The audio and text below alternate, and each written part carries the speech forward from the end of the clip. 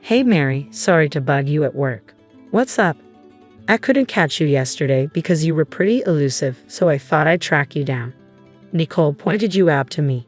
You probably already know, but I'm seeing John. I'm Mary, 35, a nurse at the biggest hospital around. Mom of two boys, ages 3 and 5, and John's my hubby. He's 5 years my senior and works as a doc at a nearby clinic. He used to be at the hospital, but with the kids, he switched to a clinic with no night shifts. I could easily lay off work with John's job, but house chores don't quite suit me, so here I am, juggling nursing and parenting. Crazy, right?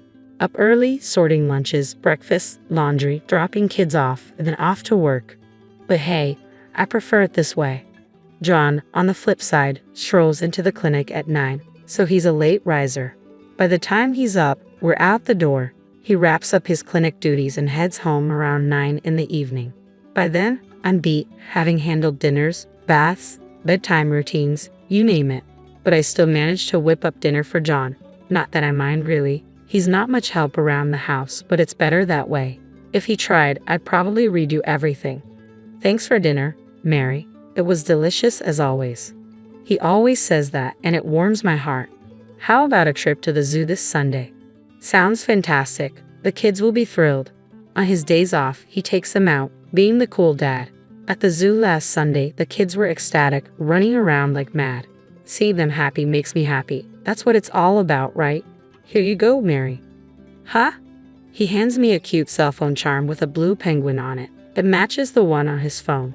Then he shows me his phone, and there it is, the matching charm. I blushed a bit, feeling like we were back in high school, but it warmed my heart nonetheless. Thanks. It's a tad embarrassing, but I'm happy, I replied.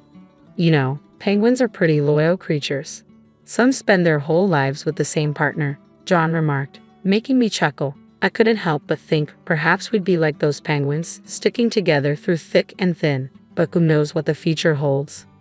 One day, I managed to leave work on time and rushed out of the hospital's bike parking lot, headed for the daycare. Are you Mary? An unfamiliar young woman approached me. Yes, that's me, I confirmed, curious. She introduced herself as Nicole, expressing her gratitude for John's support. Her sudden appearance caught me off guard. She was strikingly beautiful with long hair, not someone I knew well. Are you here for a checkup today? I asked, puzzled. No. Just passing by. Sorry if I startled you, Nicole explained before leaving. Her presence left me uneasy. What could she possibly want in the bike parking lot, meant only for hospital staff? That evening, I asked John about Nicole's visit. A woman named Nicole greeted you today at the hospital. Who is she? I inquired. Huh. She's a nurse at my clinic. I'll ask her next time, John replied, seeming surprised. His eagerness to end the conversation left me feeling distrustful. I encountered Nicole again about 2 weeks later, this time outside our house. It was when the daycare called, informing me that our eldest son had a fever and needed to be picked up. As I biked home with the kids, I spotted a figure waiting in front of our house. I immediately hit the brakes, pulling my bike to the side of the road. Though they were a bit distant, I could unmistakably recognize John and Nicole. I dialed John's number just to confirm. Hey Mary, what's up? I'm pretty swamped at work right now, he answered, even though he was clearly standing in front of our house. I'm sorry, our eldest son has a fever, so I'm heading home. Thought I'd let you know, I explained. Got it, I'll try to wrap up early today, he replied before hanging up. The two figures in front of our house then headed toward the clinic. I waited for a while before heading home. Luckily, despite the fever, my son seemed to be in good spirits, so there wasn't much cause for concern. But as they say, it's better to be vigilant. After ensuring he was settled with his favorite cartoon and some snacks, I took a moment to collect myself. The image of John and Nicole kept haunting me. I didn't want to entertain doubts, yet the suspicion of infidelity crept in, and I found myself gripping the penguin charm on my cell phone, as if seeking reassurance. In the evening, as promised, John rushed home and showed genuine concern for our son. He was such a devoted family man. Surely he couldn't be having an affair. At least, that's what I desperately wanted to believe. Mary, is something wrong? Did you notice something when you came home this afternoon? John asked, his demeanor uneasy. No, nothing. It just seemed like the chair was in a different position, I replied, feeling my suspicions growing stronger in the face of John's evident discomfort. I thought maybe you came home for lunch. No, I didn't come home. Maybe it's just your imagination, John chuckled, quickly diverting his attention to the newspaper. Just my imagination, huh? I let it slide for the moment but went to bed with an uneasy feeling, our conversation lingering in the air. The next day, our son's fever had subsided, so I dropped him off at daycare and returned to work. While busy at my job, the head nurse informed me of a visitor. Wondering who it could be, I headed to the designated lobby and found Nicole waiting there. "Hello, Mary. Sorry for interrupting you at work," she greeted me. "What can I do for you? I saw you hiding yesterday and thought I should say hi, so here I am," Nicole explained. I noticed her change in tone from our first meeting, now irritatingly flirtatious. Despite clearly being over 20, the way she spoke in public was rather off-putting. "John doesn't like older women like you. He said he prefers young girls like me, so I was thinking it's probably best if you step aside. You get what I'm saying, right?" "Not really," I replied, puzzled. "John and I are dating. You get it now. Look, here's the evidence," Nicole declared, opening her smartphone to show me a picture of them together in a hotel room, both wearing robes and looking content. Was his recent business trip a lie? Seeing my stern expression, Nicole smirked with satisfaction. "Now you get it, right? Hurry up and get a divorce, old lady."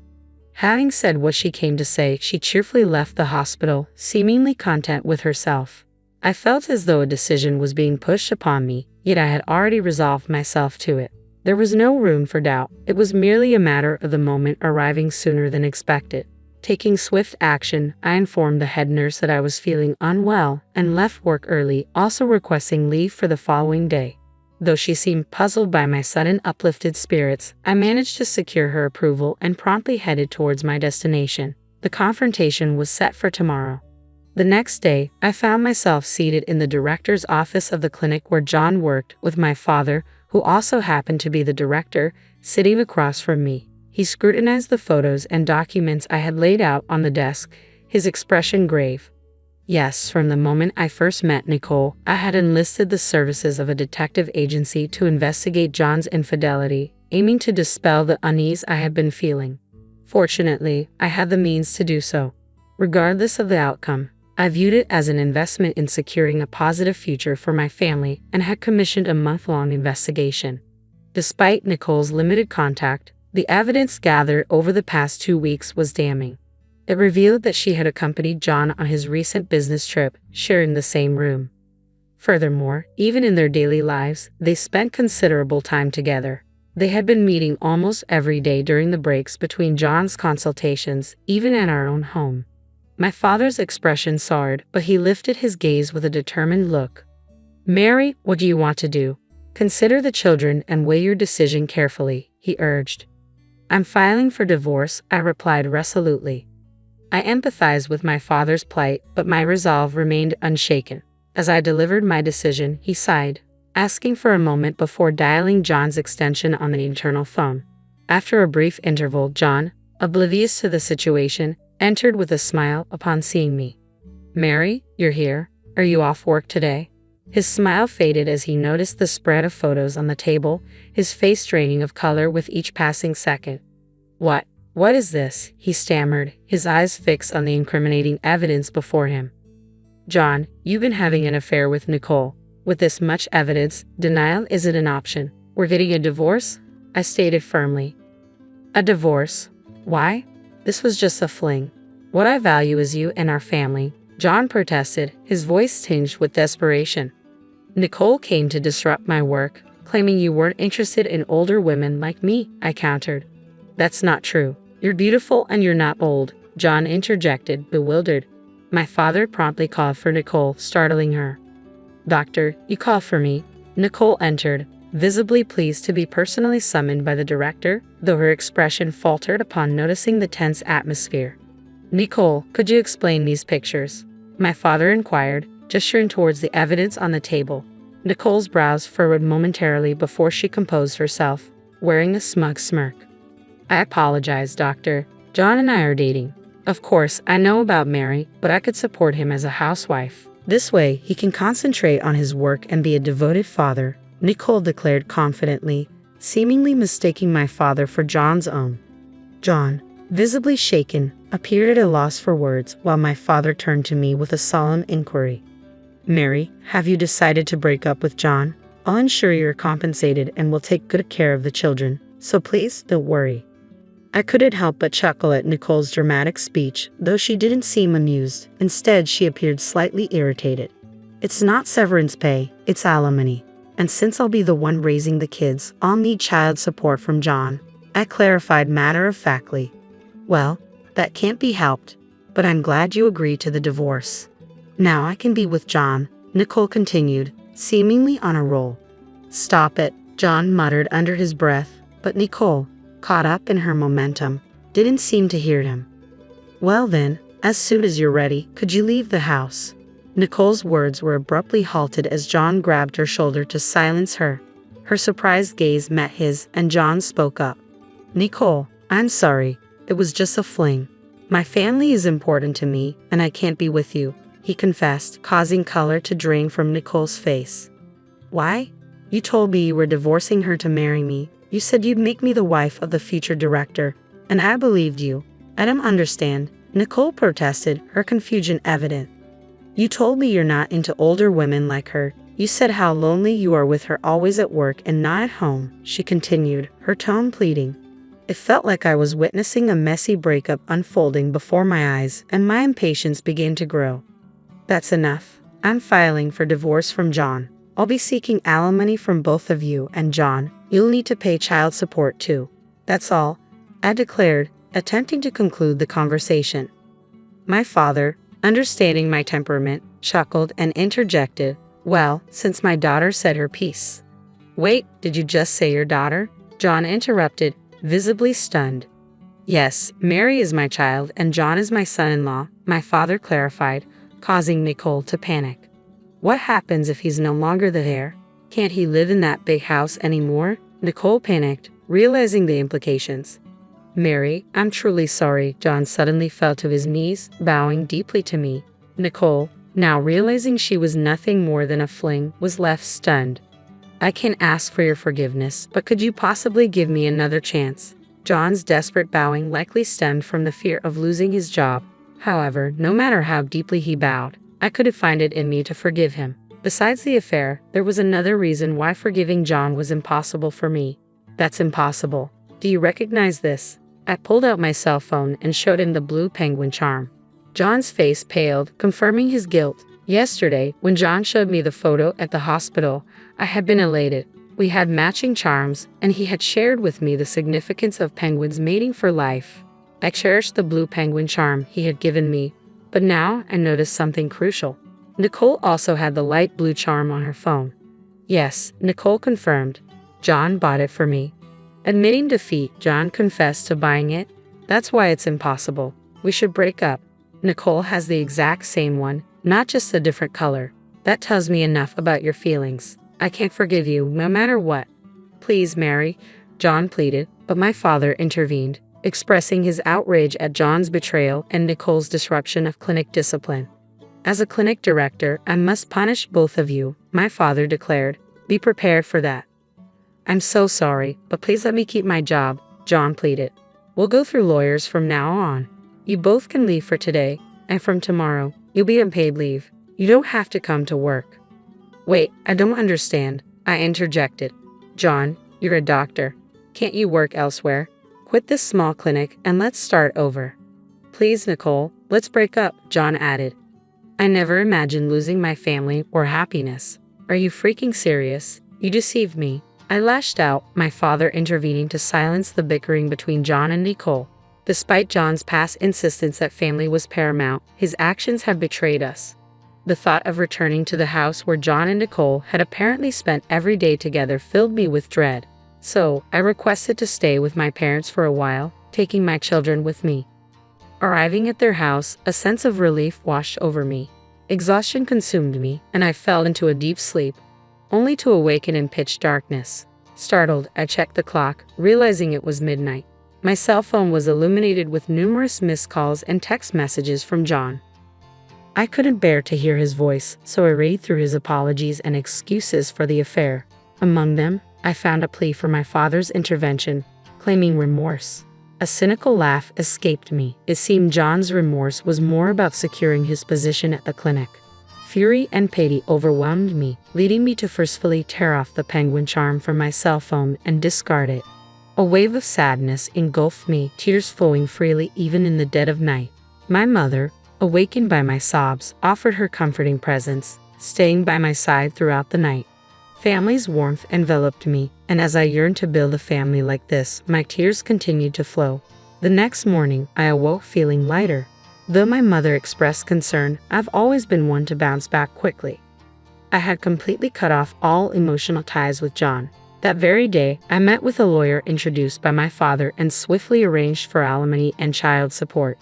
I left the rest to the lawyer and resumed my daily life. It took longer than expected, but eventually, the lawyer informed me that the divorce was finalized.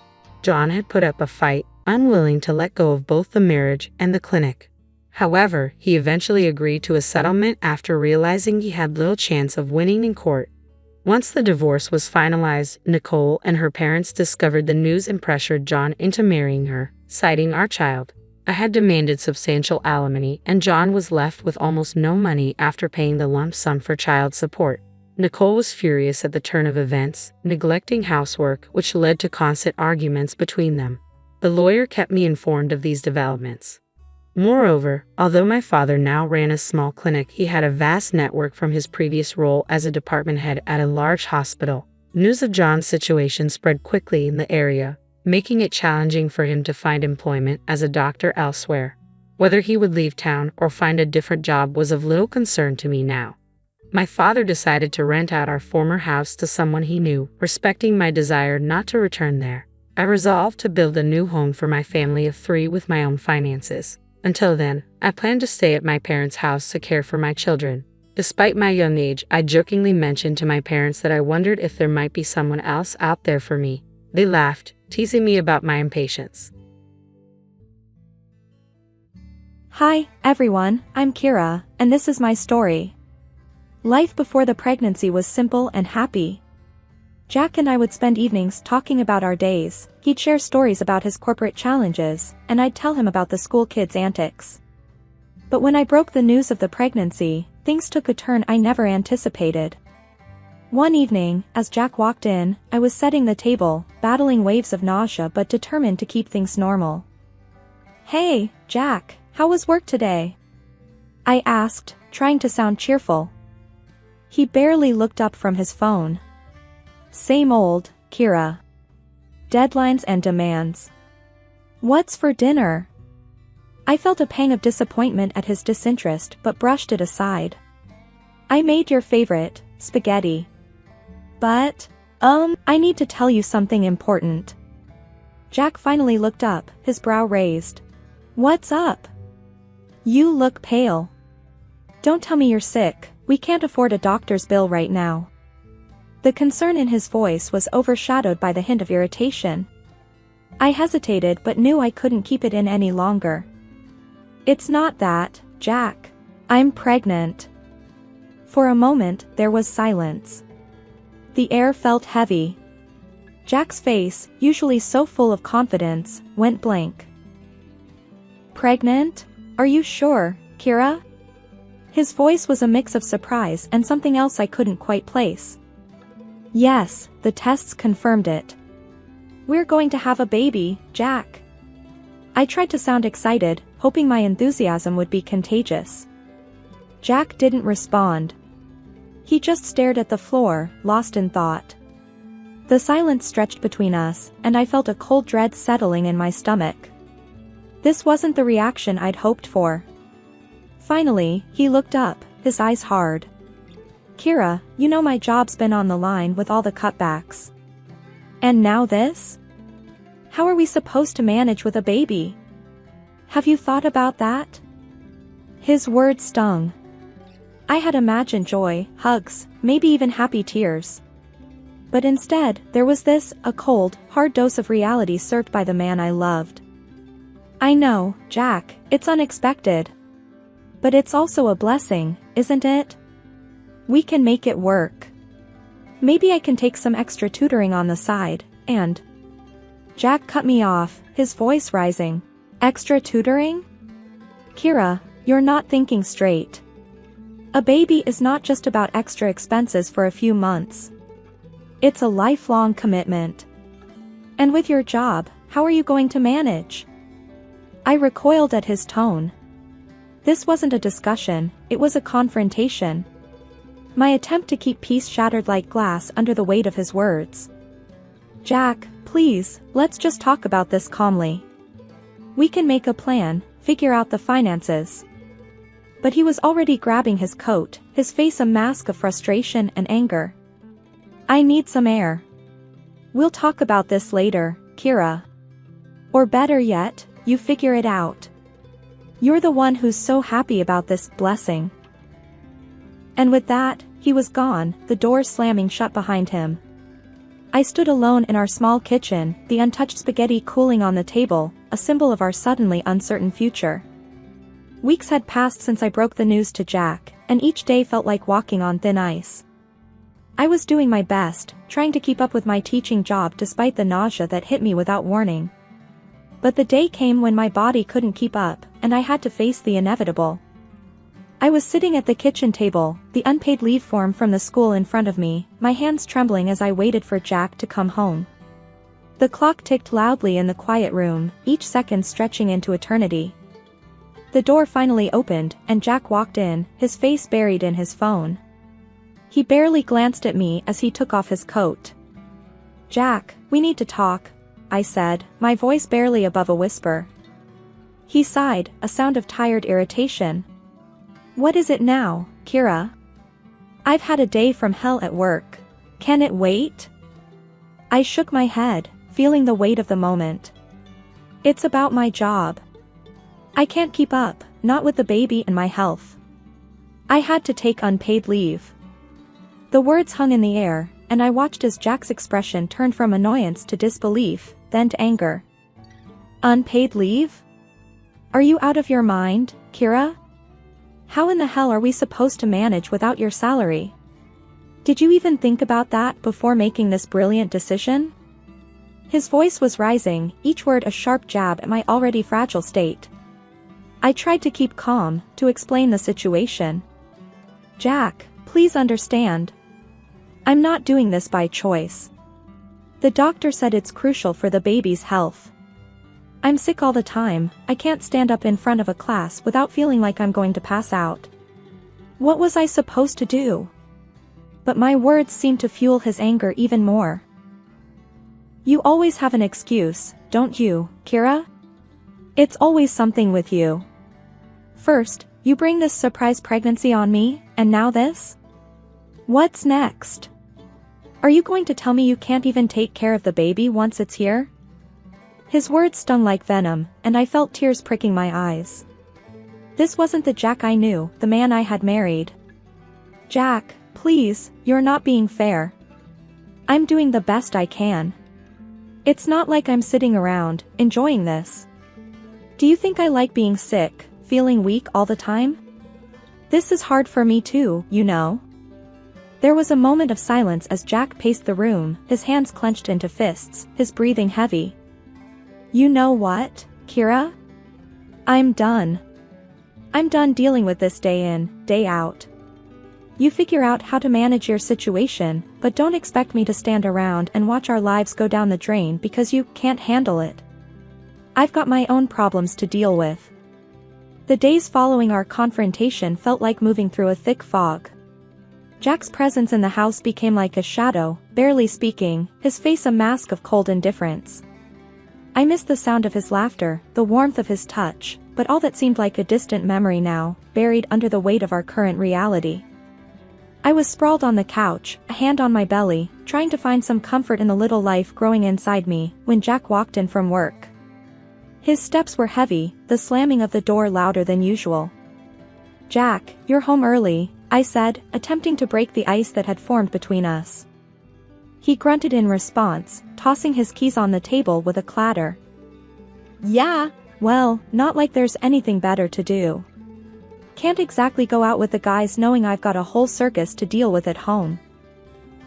His words were like daggers, and I felt my heart sink. Jack, I don't know what to say anymore. I'm trying here, really trying. But it's like nothing I do is right in your eyes. He let out a dry laugh, void of any humor. Right? Kira, let's not kid ourselves. You lying around all day while I bust my ass at work, that's not trying. That's you taking a vacation at my expense. I couldn't believe what I was hearing. This wasn't the man I married. Vacation?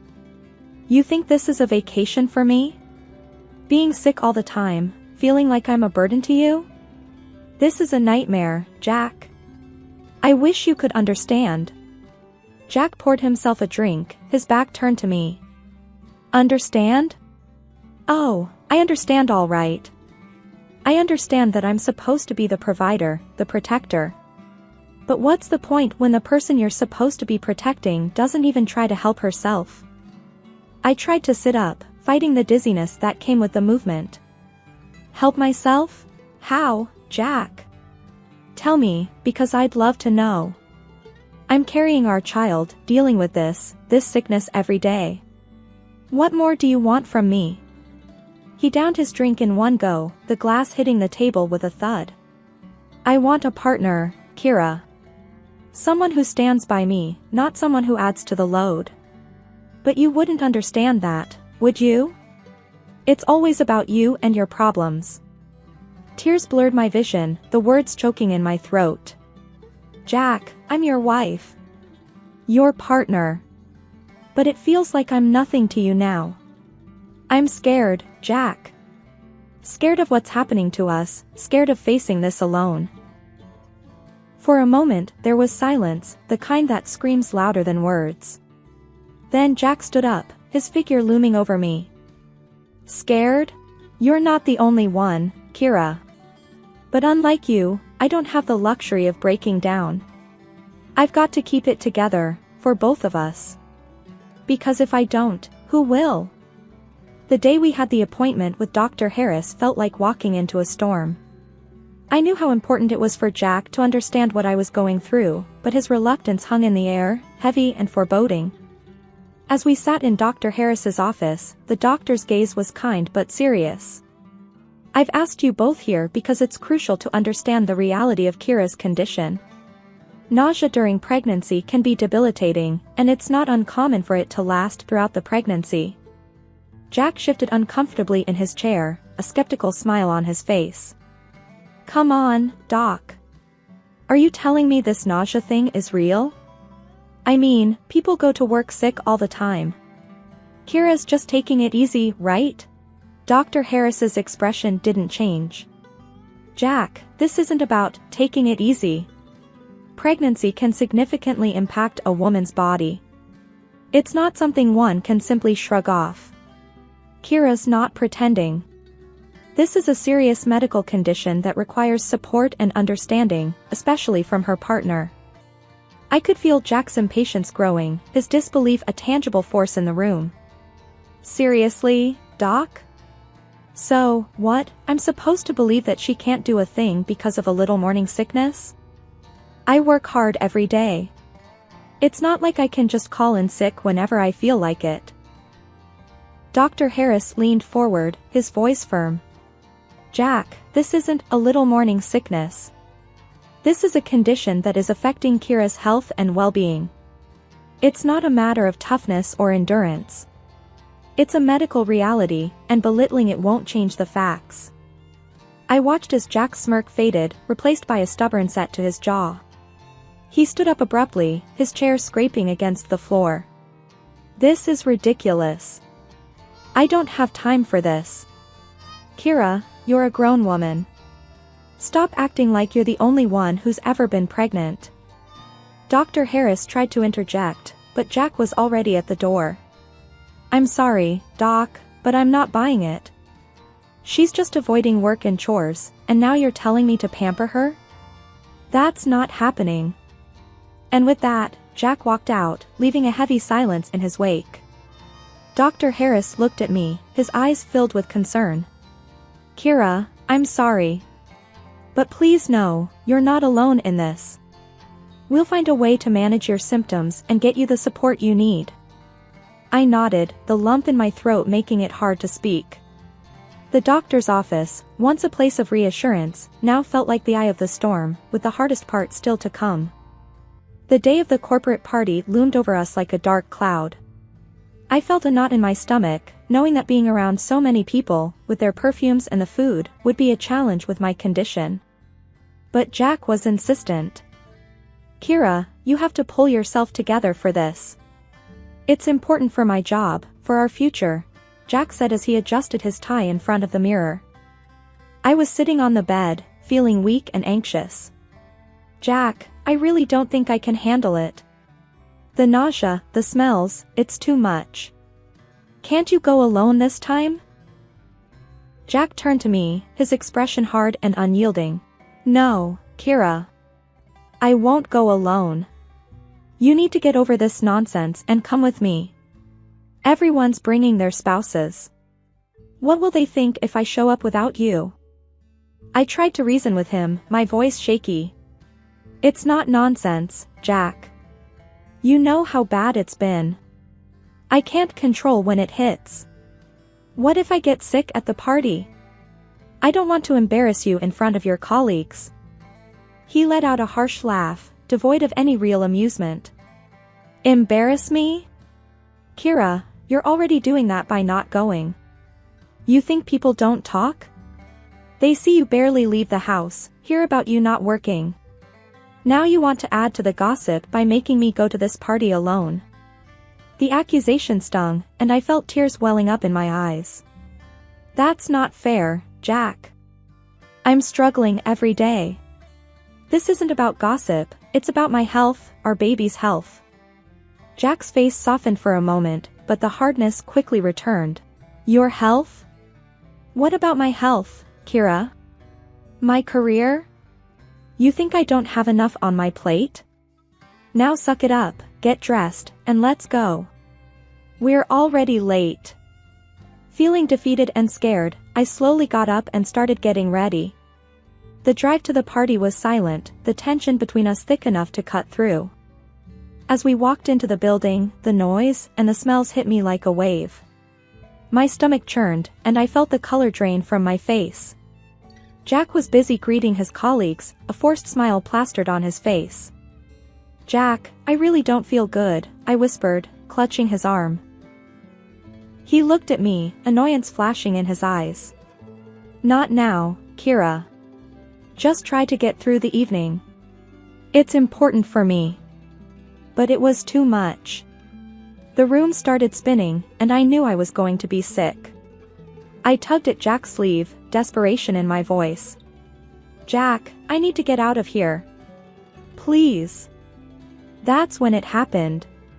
Jack's grip on my arm tightened, and he pulled me away from the crowd, hissing in my ear.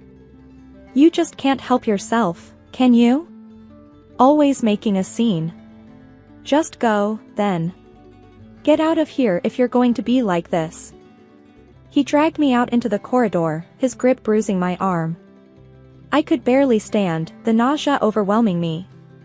"Jack, please, I can't." But he was relentless. With a rough shove, he pushed me towards the exit. "Walk home, Kira. And don't you dare come back until you've learned not to embarrass me like this." Leaning against the cool wall of the hallway, I struggled to catch my breath, the taste of humiliation and nausea bitter in my mouth. The bright lights of the party seemed a world away, and in that moment, I felt utterly alone. But then, the sound of approaching footsteps broke through my daze. "Ma'am, are you all right?" The voice was deep, tinged with genuine concern. I looked up to see an elderly man standing before me, his eyes searching my face for an answer. I tried to muster a response, my words tangled with sobs. I'm not okay. My husband, he just doesn't understand." The man's expression turned stern, yet his voice remained gentle. "What's your husband's name, if you don't mind me asking?" Between shaky breaths, I managed to utter, Jack Harrison." A flicker of recognition crossed the man's face, but he quickly masked it with a nod. "I see. And why, may I ask, did he leave you out here all alone?" The concern in his voice was a balm to my frayed nerves. I found myself confiding in this stranger, telling him about the pregnancy, the nausea, and how Jack had dismissed my struggles and pushed me away.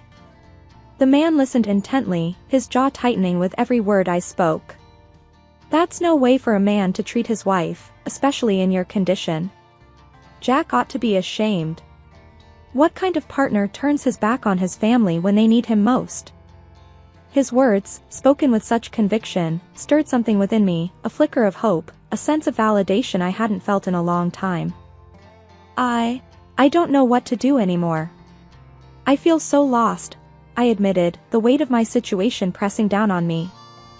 The man placed a gentle hand on my shoulder, his gaze steady and reassuring. You're not alone. Not anymore.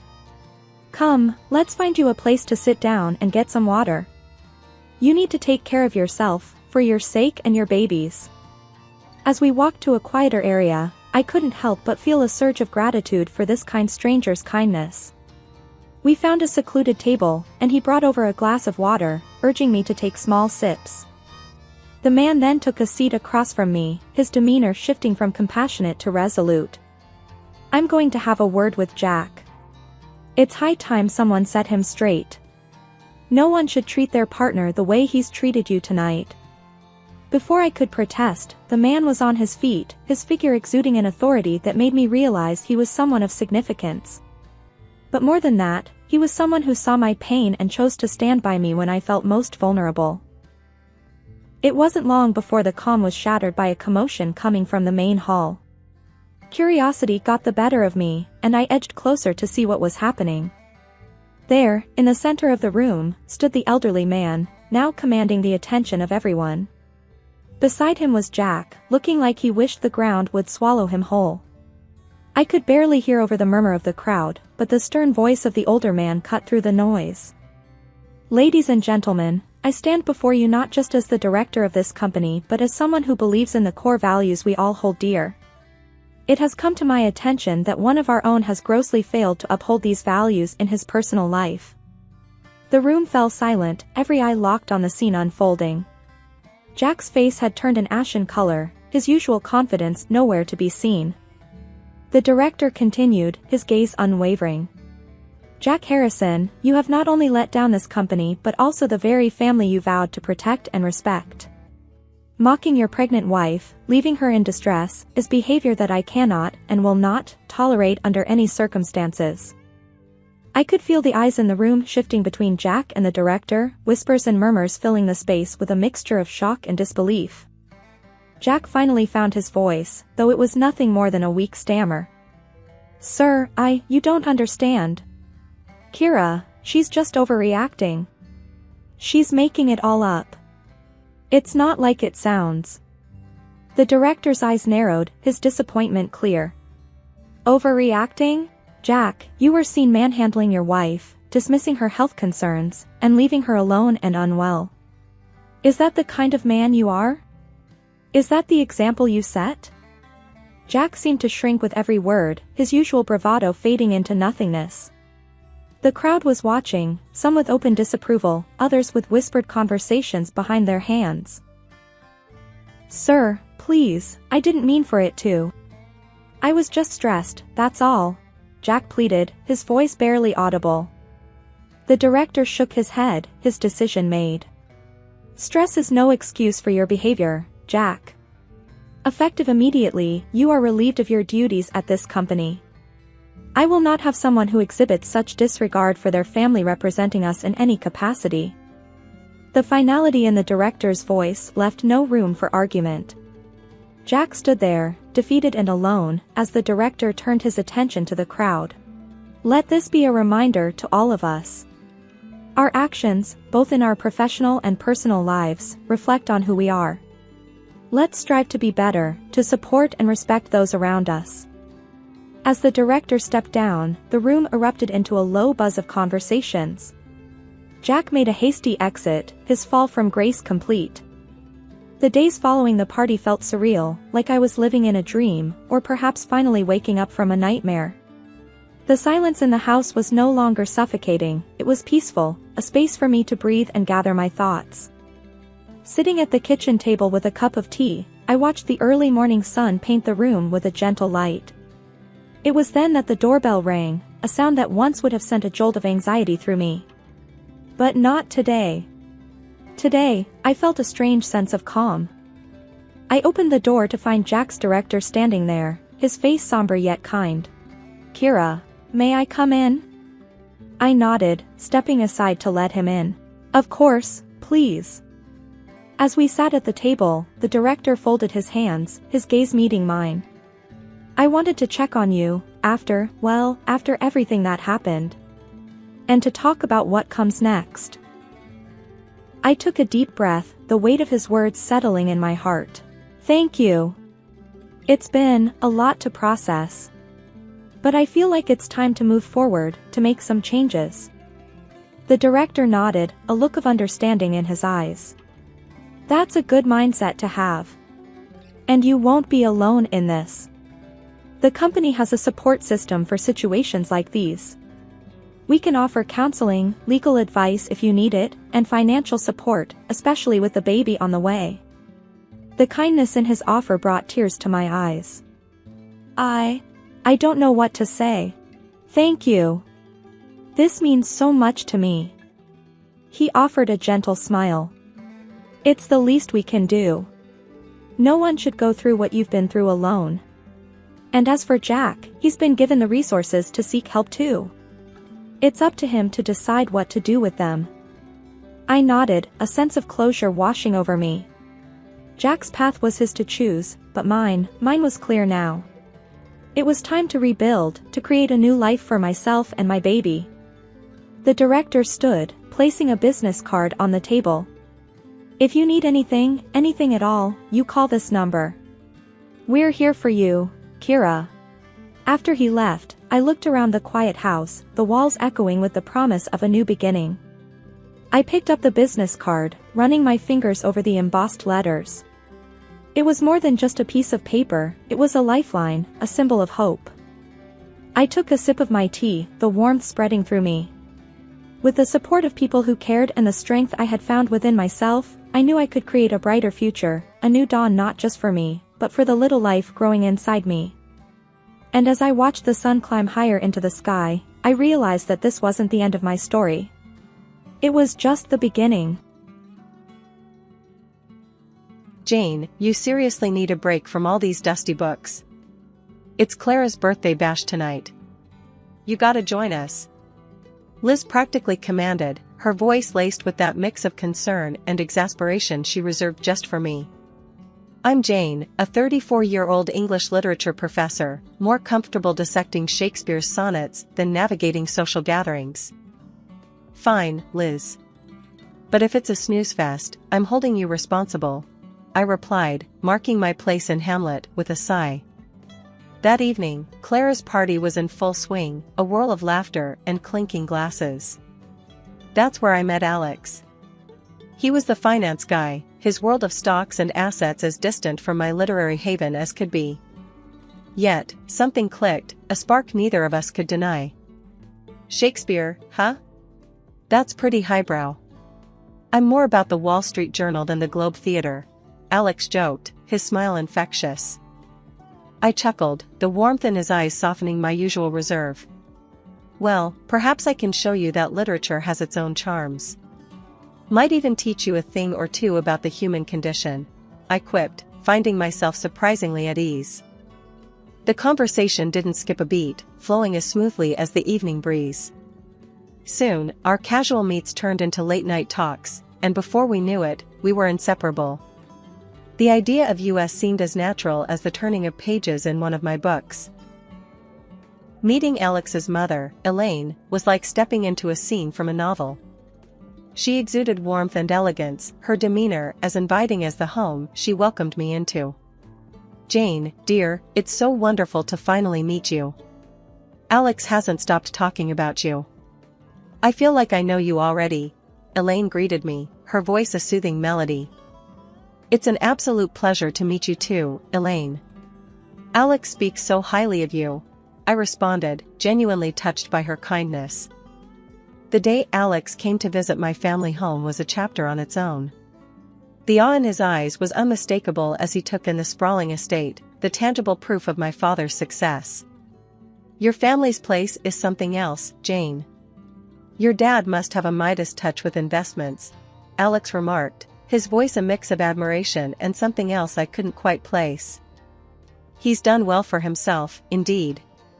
The stock exchange has been kind to him," I replied, my pride in my family's achievements shining through.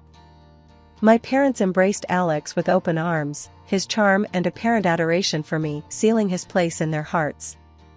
The stage was set, our roles as the perfect couple cemented. The wedding was a dream, a celebration of love and promises of a shared future. The days following our wedding were supposed to be the happiest of my life. Instead, they turned into a relentless storm of heartache and dread. Dad, the strongest man I knew, was suddenly confined to a hospital bed, his strength waning under the cruel grip of cancer. The hospital's sterile, white walls became our grim reality, the beeping of machines a constant, unwelcome soundtrack. One bleak evening, as the sun dipped below the horizon, casting long shadows across the hospital room, Dad called me over with a feeble gesture. His eyes, once so full of life, now mirrored the fatigue and pain he was enduring. "Jane, my darling," he began, his voice barely above a whisper, "I need you to be strong. I've made arrangements for you, for after I'm gone. There's an inheritance, $2 million. It's yours, my dear. I want you to have a secure future." I gripped his hand, the cold reality of his words piercing my heart. "Dad, please, don't talk like that. You're going to get through this." But before I could absorb the gravity of his revelation, Alex, who had been lingering by the door, stepped forward, his reaction sending a chill down my spine. "$2 million, sir? That's quite a fortune. I mean, Jane, we need to think about how to manage this blessing," he said, his tone unsettlingly eager, his gaze not meeting mine. The days turned into an agonizing cycle of hospital visits and silent, tension-filled nights at home. Alex's demeanor had shifted, the man I had fallen in love with seemed consumed by thoughts of the inheritance, his warmth replaced by a cold, calculating distance. One night, as we sat in the dim glow of our living room, the silence between us thick and suffocating, Alex broke the stillness, his words like a cold gust in an already frigid room. "Jane, we need to talk about the future, about the inheritance. Think about it, we could really turn our lives around. A luxury home, maybe travel the world. It's time to start planning, don't you think?" he urged, his eyes not quite meeting mine. I stared at him, disbelief and anger swirling within me. "Planning? My dad is lying in a hospital bed, fighting for his life, and you're here making plans for a future splurge? Is that all you care about, Alex? The money?" He recoiled, as if my words were physical blows. No, Jane, you've got it all wrong. I'm just trying to look out for us, for our future." I didn't mean to. But his words rang hollow, the apology a feeble attempt to mask the naked greed that had seeped into his voice. In that moment, a painful truth began to dawn on me. The man I had vowed to spend my life with was a stranger, his thoughts not on the profound loss we were about to face, but on the financial gain it would bring. Life after Dad's diagnosis was like walking through a never-ending fog. My home, once a place of laughter and warmth, felt cold, the air thick with unsaid words and hidden agendas. Elaine, Alex's mom, came into our lives like she was the cavalry, ready to save the day. But her eyes, sharp and calculating, told a different story. "Jane, honey, you're worn to a thread," Elaine said one evening, her voice smooth but with an edge that made me uneasy. "Let me help around here. You shouldn't carry all this alone." I was too tired, too beaten down by the relentless waves of worry, to argue. "Thanks, Elaine. I appreciate it, I really do," I replied, trying to muster a smile. But the real storm was still brewing, quietly, sneakily. That night, Elaine came to my room with a small bottle in her hand. "Jane, you look like you could use some real rest. These will help you sleep. Trust me," she said, pushing the bottle of pills towards me. Something in her insistence set off alarm bells in my mind, but the promise of a few hours free from my racing thoughts was too tempting. "Alright, I'll give them a try." "Thanks, Elaine," I said, though a part of me was screaming to throw the pills away. No sooner had she left than whispers from the living room reached my ears, a low murmur of conspiracy that pulled me out of my bed and towards the door. I cracked it open, the sliver of light from the living room casting long shadows on the floor. Alex's voice, usually so warm and loving, was cold, almost cruel. "She's out like a light, Mom. Those pills knock her right out. We can talk business now," he said, a hint of glee in his tone that turned my blood to ice. Elaine's reply was a quiet, venomous chuckle. "Perfect. Now, about that inheritance. Half of it is legally yours, you know. We're talking about a serious cash injection." I couldn't believe what I was hearing. These were the people who were supposed to be my family, my support. Instead, they were plotting like villains in one of the tragedies I taught in class. Alex's next words were a punch to the gut. "Half? That's kids' play, Mom. I want the whole pie. We need to figure out how to get Jane to sign it all over. Once I have the cash, I can cut her loose." I stood there, my hand on the doorknob, feeling like the floor had just dropped away from under me. This wasn't just a betrayal, it was a full-blown conspiracy, a plan to rob me of my inheritance, my dignity, my life as I knew it. The morning sun did little to brighten the heavy atmosphere in the house after I uncovered Alex and Elaine's despicable scheme. Sitting at the kitchen table, the untouched coffee in front of me turned cold, a stark reminder of the chilling conversation I had overheard. The betrayal felt like a gaping wound, and I was at a loss, unsure how to navigate this treacherous storm. Mom entered the kitchen, her steps firm, her presence always a beacon of strength in our home. She noticed my distress immediately, her perceptive eyes missing nothing. "Jane, what's wrong? You're as pale as a ghost. Talk to me," she urged, her voice a blend of concern and command. I hesitated, the weight of betrayal heavy on my tongue. But seeing the unwavering support in her eyes, I found the courage to confess. "Mom, it's Alex and Elaine. I overheard them last night. They're plotting, scheming to take Dad's inheritance, and then, they plan to leave me with nothing." The kitchen fell silent, the air thick with tension. Mom's face remained stoic, but her eyes were sharp, a storm brewing in their depths. "Is that so?" she said calmly, her voice betraying no hint of the rage I knew she must be feeling. "Well, they've picked the wrong family to mess with. We're not pawns in their little game, Jane. We're the ones who'll be calling checkmate." Her words were like a lifeline, pulling me back from the edge of despair. "But how, Mom? They've got everything planned out. It's like they've been setting this trap for a long time," I replied, the enormity of the situation threatening to overwhelm me. Mom's smile was thin but determined. "Planning is one thing, executing is another. They think they're clever, but they're not the only ones who can play this game. We need to be strategic, think 2 steps ahead." The kitchen became our war room, the table a battleground where strategies were formed and tactics were laid out. "First, we need to secure your assets, make sure they can't get their hands on what's rightfully yours," Mom said, her mind racing through the legal labyrinths. "But Mom, the inheritance is huge, and it's all in my name. How can we protect it from them?" I asked, the problem seeming insurmountable. She gave me a look that was both fierce and reassuring. "We'll consult with the best lawyers, set up trusts, do whatever it takes.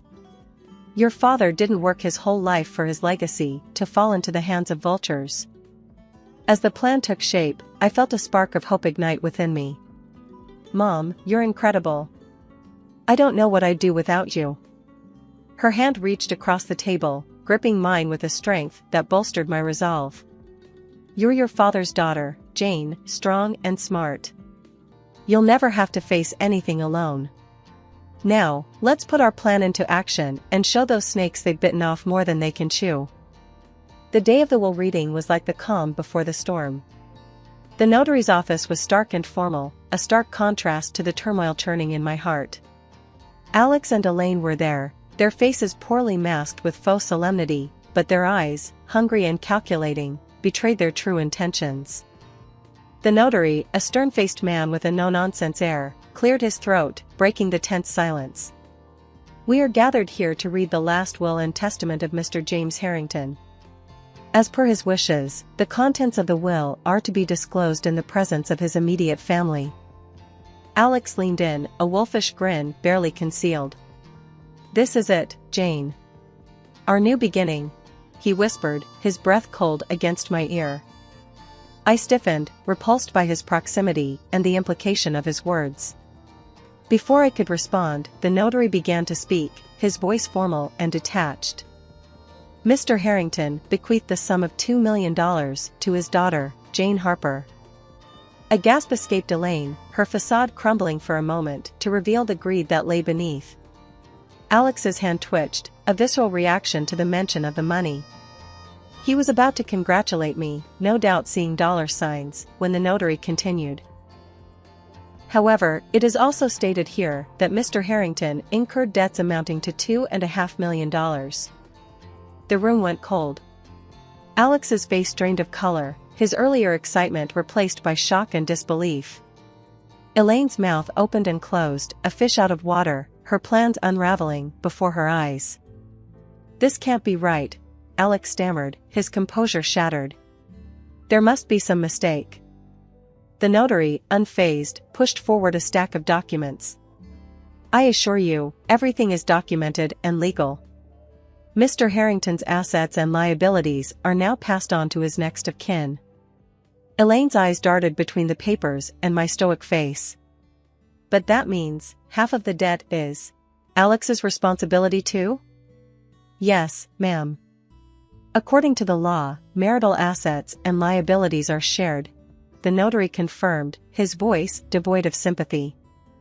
The revelation hit Alex and Elaine like a physical blow. Their dream of wealth had turned into a nightmare of debt. Elaine's earlier warmth vanished, her true nature, venomous and self-serving, coming to the forefront. "We're not paying for this.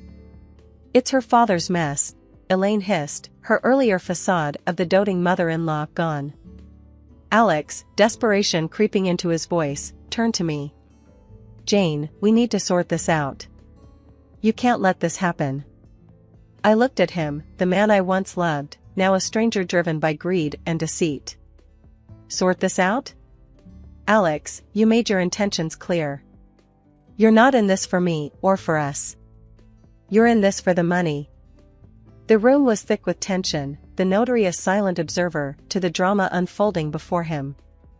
In that moment, the storm broke, the veil lifted, revealing the true colors of the people I had once called family.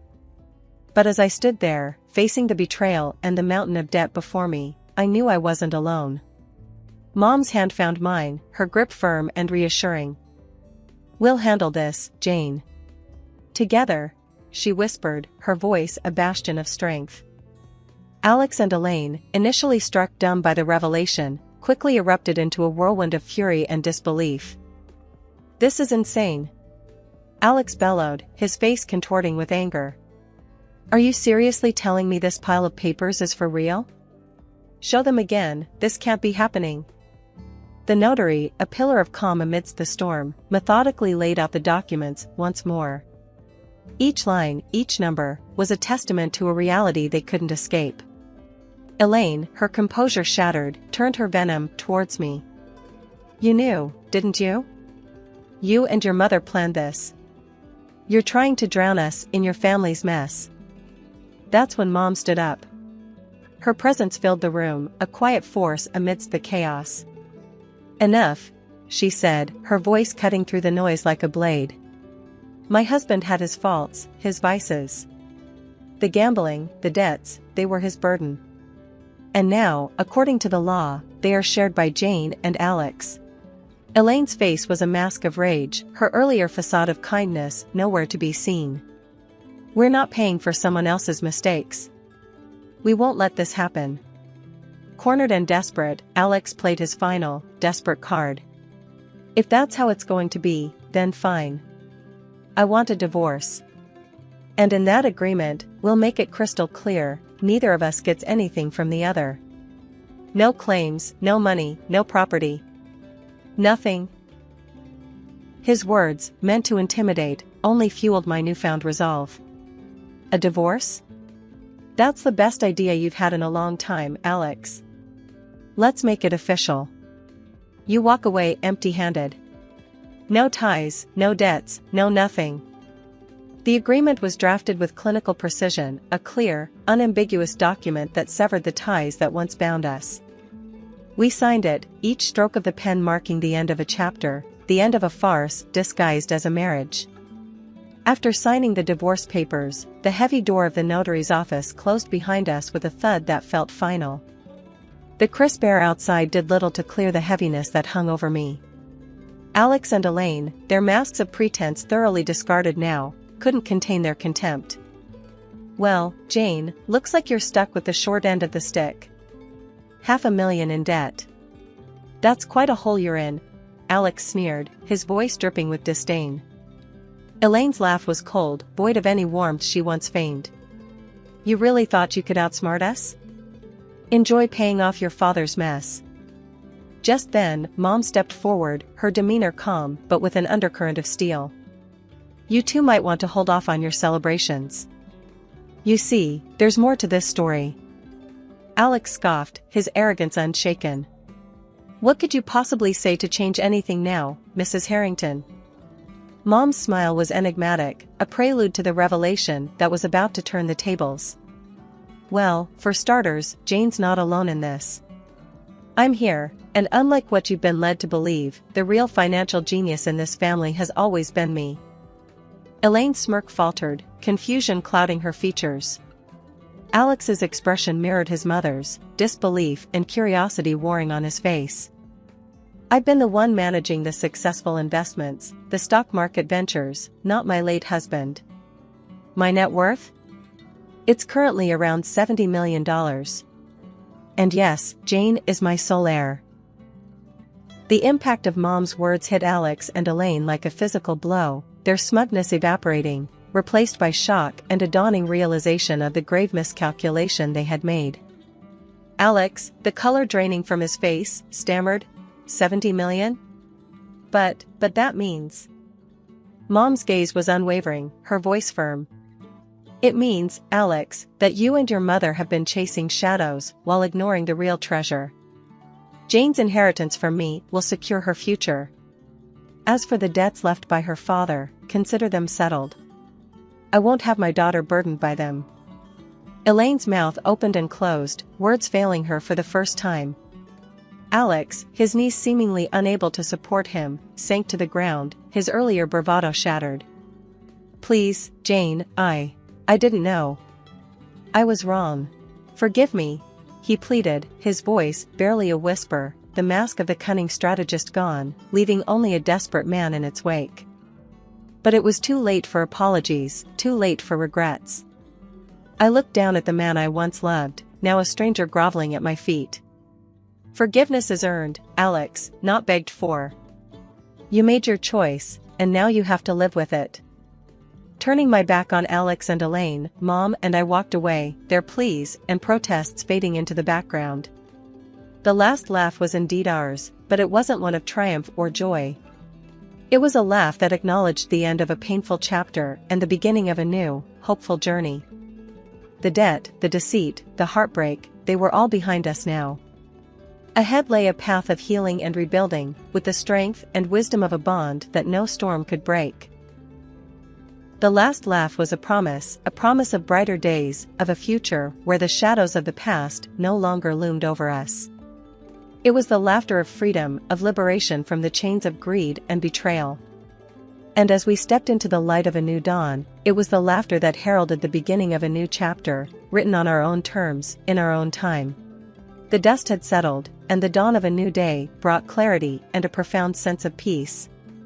My life, once entangled with Alex and Elaine's deceit, was now my own.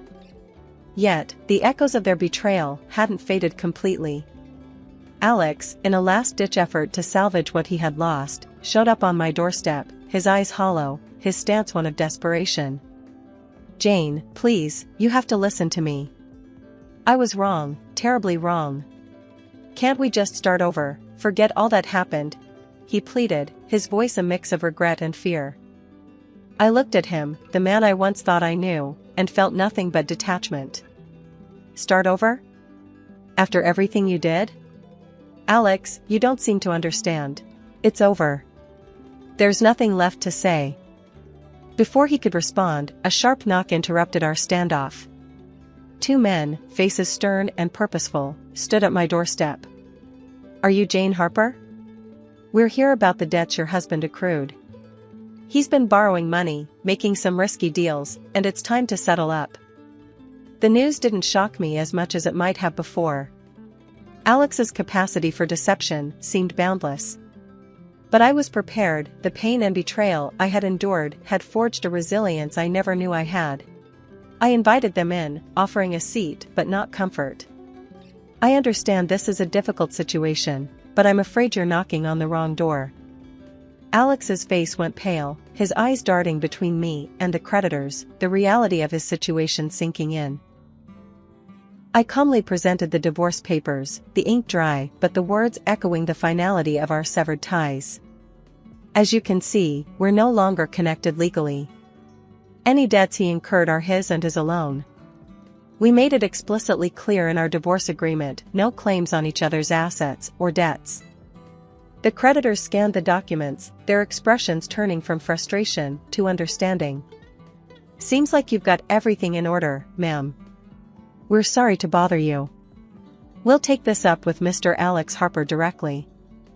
As they stood up to leave, Alex reached out, desperation clear in his voice. "Jane, please, you can't let them do this.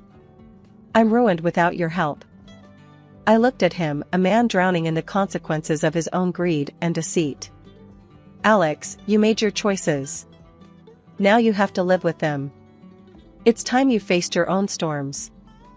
With the closing of the door, the chapter of Alex and Elaine finally ended, their presence in my life nothing more than a harsh lesson learned.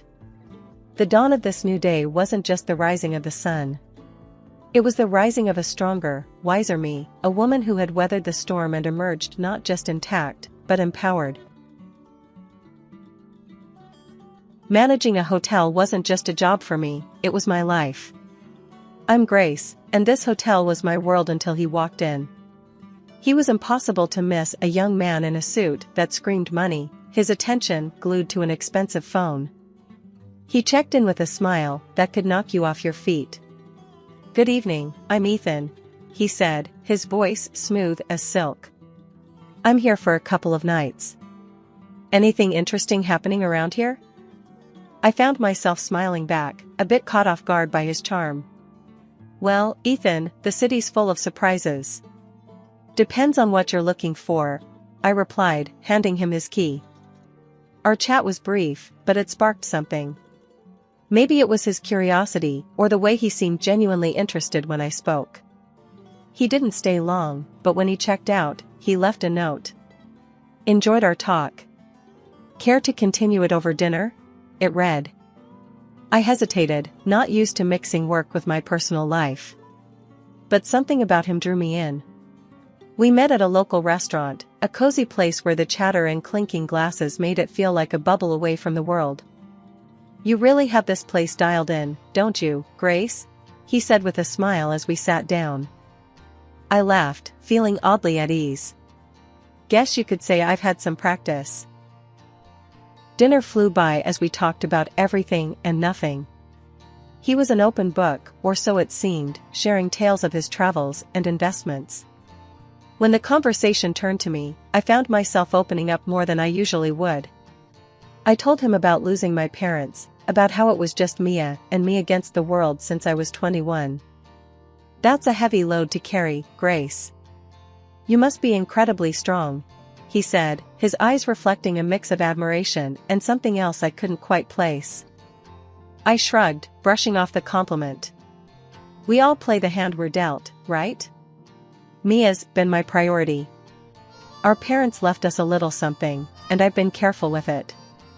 Made it grow, bit by bit. He nodded, his expression thoughtful.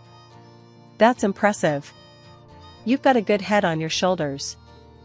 As the night wore on, I realized I hadn't laughed this much in a long time. But when I tried to learn more about him, about his family, he'd skillfully change the subject. My folks and I don't see eye to eye. Let's just say they have their ideas about life, and I have mine, he said, a shadow crossing his face. I didn't press further. We all have our stories, our scars. As the evening drew to a close, I found myself not wanting it to end. There was something about Ethan, something that made me feel alive in a way I hadn't in years. My life with Ethan felt like a whirlwind, each day a new adventure, every moment spent together filled with laughter and dreams of the future. He had this way of making the ordinary seem extraordinary, turning simple dinners into unforgettable evenings. Ethan, I still can't believe how fast everything is moving, I said to him one evening as we sat in our favorite little cafe, the one with the dim lights and cozy corners. He reached across the table, taking my hand in his. Grace, when something feels right, why wait? I've never been sure of anything in my life, he replied, his eyes holding mine with an intensity that sent shivers down my spine. I know, it's just, everything's happening so fast. It's a lot to take in, I confessed, feeling a whirlpool of emotion swirling inside me. He squeezed my hand gently. I get it, but trust me, Grace. I'm here for the long haul. I want to build a life with you, a future. And I want to start by making our wedding day the most memorable day of our lives. The way he spoke about our wedding, with such passion and certainty, it was hard not to get caught up in his vision. He painted a picture of a day so lavish and beautiful it took my breath away. Imagine it, Grace. A ceremony that no one will forget, a celebration of our love. It's going to be perfect, he said, his voice filled with excitement. And the honeymoon? You mentioned something about the most expensive hotel in the world? I asked, a mix of curiosity and apprehension in my voice. His smile widened. Yes, it's all part of the plan. But I need you to trust me, to take this leap with me. Your savings for the wedding, my funds for the honeymoon and our future home. Together, we'll make this a reality. I hesitated, the practical part of me screaming caution. But looking into his eyes, full of love and promise, I found myself nodding. Okay, Ethan. Let's do it. Let's make this wedding a day to remember. As the weeks flew by, the wedding preparations became all-consuming. Ethan was a man of action, taking care of every detail, ensuring that our day would be nothing short of spectacular. And as I watched him, so full of life and determination, I couldn't help but fall even deeper in love. Ethan, you're amazing. The way you're handling everything, I don't know how to thank you, I said to him one evening, as we reviewed the list of guests and the lavish menu he'd planned. He pulled me close, his arms wrapping around me. Grace, seeing you happy is all the thanks I need. This wedding, it's just the beginning. Our life together is going to be even more beautiful.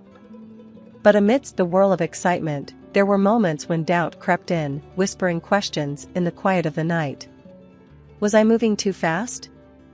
Was I getting swept away by the romance of it all? Every time those thoughts surfaced, Ethan's assurances were there to chase them away. His words, his promises, they were my anchor, holding me steady in the storm of uncertainty. The wedding prep had my days packed, but amidst the whirl of cake tastings and flower selections, I knew I needed Mia, my sister, my confidant, by my side. Since our parents passed, it had been us against the world, and her input meant everything to me, especially now. I called her up, hoping she could sneak away from the cafe she worked at. Hey, Mia, think you can ditch the aprons and coffee smells for some tulle and satin today? I half joked, my voice laced with hopeful anticipation. Mia's laughter came through the phone, light and familiar. For you, sis, I'll trade coffee stains for bridal trains any day. Give me an hour to wrap things up here, and I'm all yours. The bridal shop was a wonderland of white and ivory, dresses cascading like waterfalls of lace and silk. As I tried on gowns, Mia's presence was a calming force in the storm of satin and sequins. "That one, Grace. It's like it was made for you," Mia said, her eyes lighting up as I stepped out of the dressing room in a gown that felt just right. I studied my reflection, the dress hugging every curve and cascading to the floor in a sea of soft fabric. "You think?" "I feel. I don't know, like a real bride," I admitted, a smile creeping onto my lips.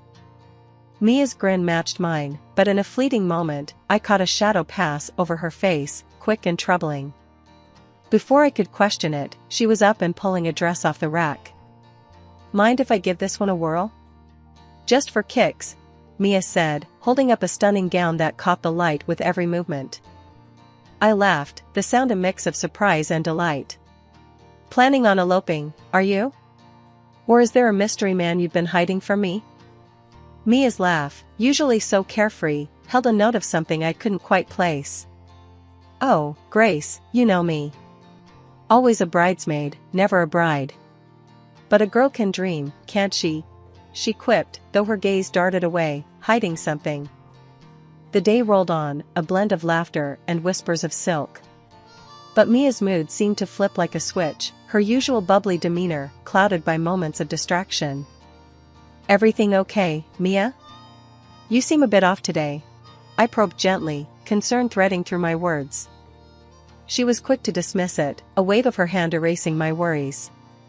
"It's nothing, really. Just cafe chaos. You know how it gets," Mia assured me, but her forced smile didn't quite reach her eyes. As we left the bridal shop, the weight of her secrets seemed to hang between us, an unspoken tension that neither of us could quite navigate. I wanted to believe it was just pre-wedding stress, maybe a spat with a troublesome customer, but the nagging in my gut told me it was something more. That night, as I lay in bed, the excitement of finding the perfect dress was overshadowed by the puzzle that was Mia's behavior. She was the one person who had always been an open book to me, yet now, there were pages I couldn't read, words hidden just out of sight. And as the wedding day edged closer, the joy I should have been feeling was tinged with a worry I couldn't shake. Mia and I had faced everything together, but now, it felt like there was a growing gap, one filled with secrets and unasked questions. Little did I know, the answers to those questions were about to turn my world on its head. It was a day like any other, or so I thought, until Ethan left his phone buzzing and forgotten on the kitchen counter. As I went about tidying up the apartment, the constant notifications from his phone nagged at me, a persistent reminder of something amiss. The lack of a password was a surprise, but it was nothing compared to the shock that awaited me inside. The messages between Ethan and Mia were like a punch to the gut, each word a betrayal that tore through my heart. They weren't just having an affair, they were planning to push me aside like I was nothing, like all the years of sisterhood with Mia meant less than the dirt under their shoes. I read and reread Mia's message, confessing her pregnancy with Ethan's child.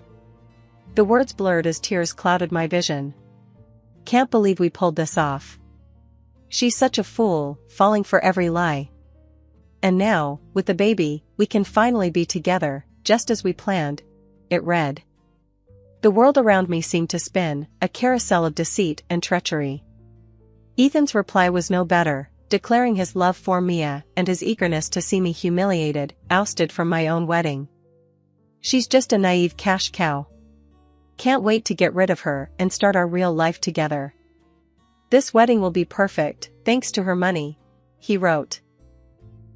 I sat there, the phone heavy in my hand, a storm of emotions raging within me. Betrayal, anger, disbelief, they all fought for dominance, but above all, a cold determination began to take root. They thought they could use me, discard me like an old toy? I'd show them the price of underestimating Grace Anderson. When Ethan returned, his carefree demeanor was like a slap in the face. "Hey, babe, did I miss any important calls?" he asked, casually picking up his phone. I forced a smile, my insides churning with anger. "Nope, just the usual stuff. Busy day?" I replied, my voice steady, despite the turmoil within. He flashed that charming smile, the one I now knew was nothing but a mask. "As always. But nothing's more important than coming back to you," he said, leaning in for a kiss I had to force myself not to recoil from. From that moment on, I played the part of the oblivious fiancé to perfection. I smiled, I nodded, I went along with the wedding plans.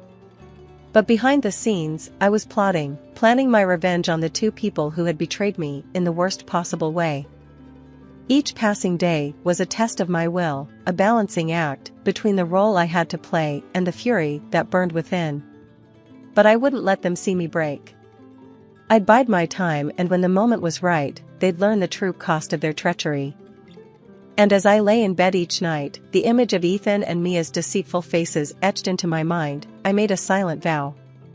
They would pay for what they'd done, and their twisted game would be their undoing. I was no longer just the jilted fiancé, I was the architect of their downfall, and my revenge would be meticulous, calculated, and oh so sweet. The days leading up to the wedding felt surreal. On the surface, everything was perfect, the flowers, the guest list, the dress. But beneath the facade of perfection was a storm brewing, a tempest of anger and betrayal that I held tightly within. Ethan was his usual self, all smiles and affection, blissfully unaware of the storm he was about to sail into. "Grace, everything's coming together so beautifully. This wedding is going to be the talk of the town," he said one evening, as we reviewed the final preparations. I nodded, my smile practiced and polished. "Yes, it's going to be a day to remember," I replied, the words laced with a meaning he couldn't possibly grasp. Mia was harder to face. The sister I had loved and protected was now a stranger, her every word and gesture a reminder of her betrayal. Yet, I kept my mask firmly in place, the mask of the loving sister, blissfully ignorant of the knife she had planted in my back. "Grace, you're handling everything so well.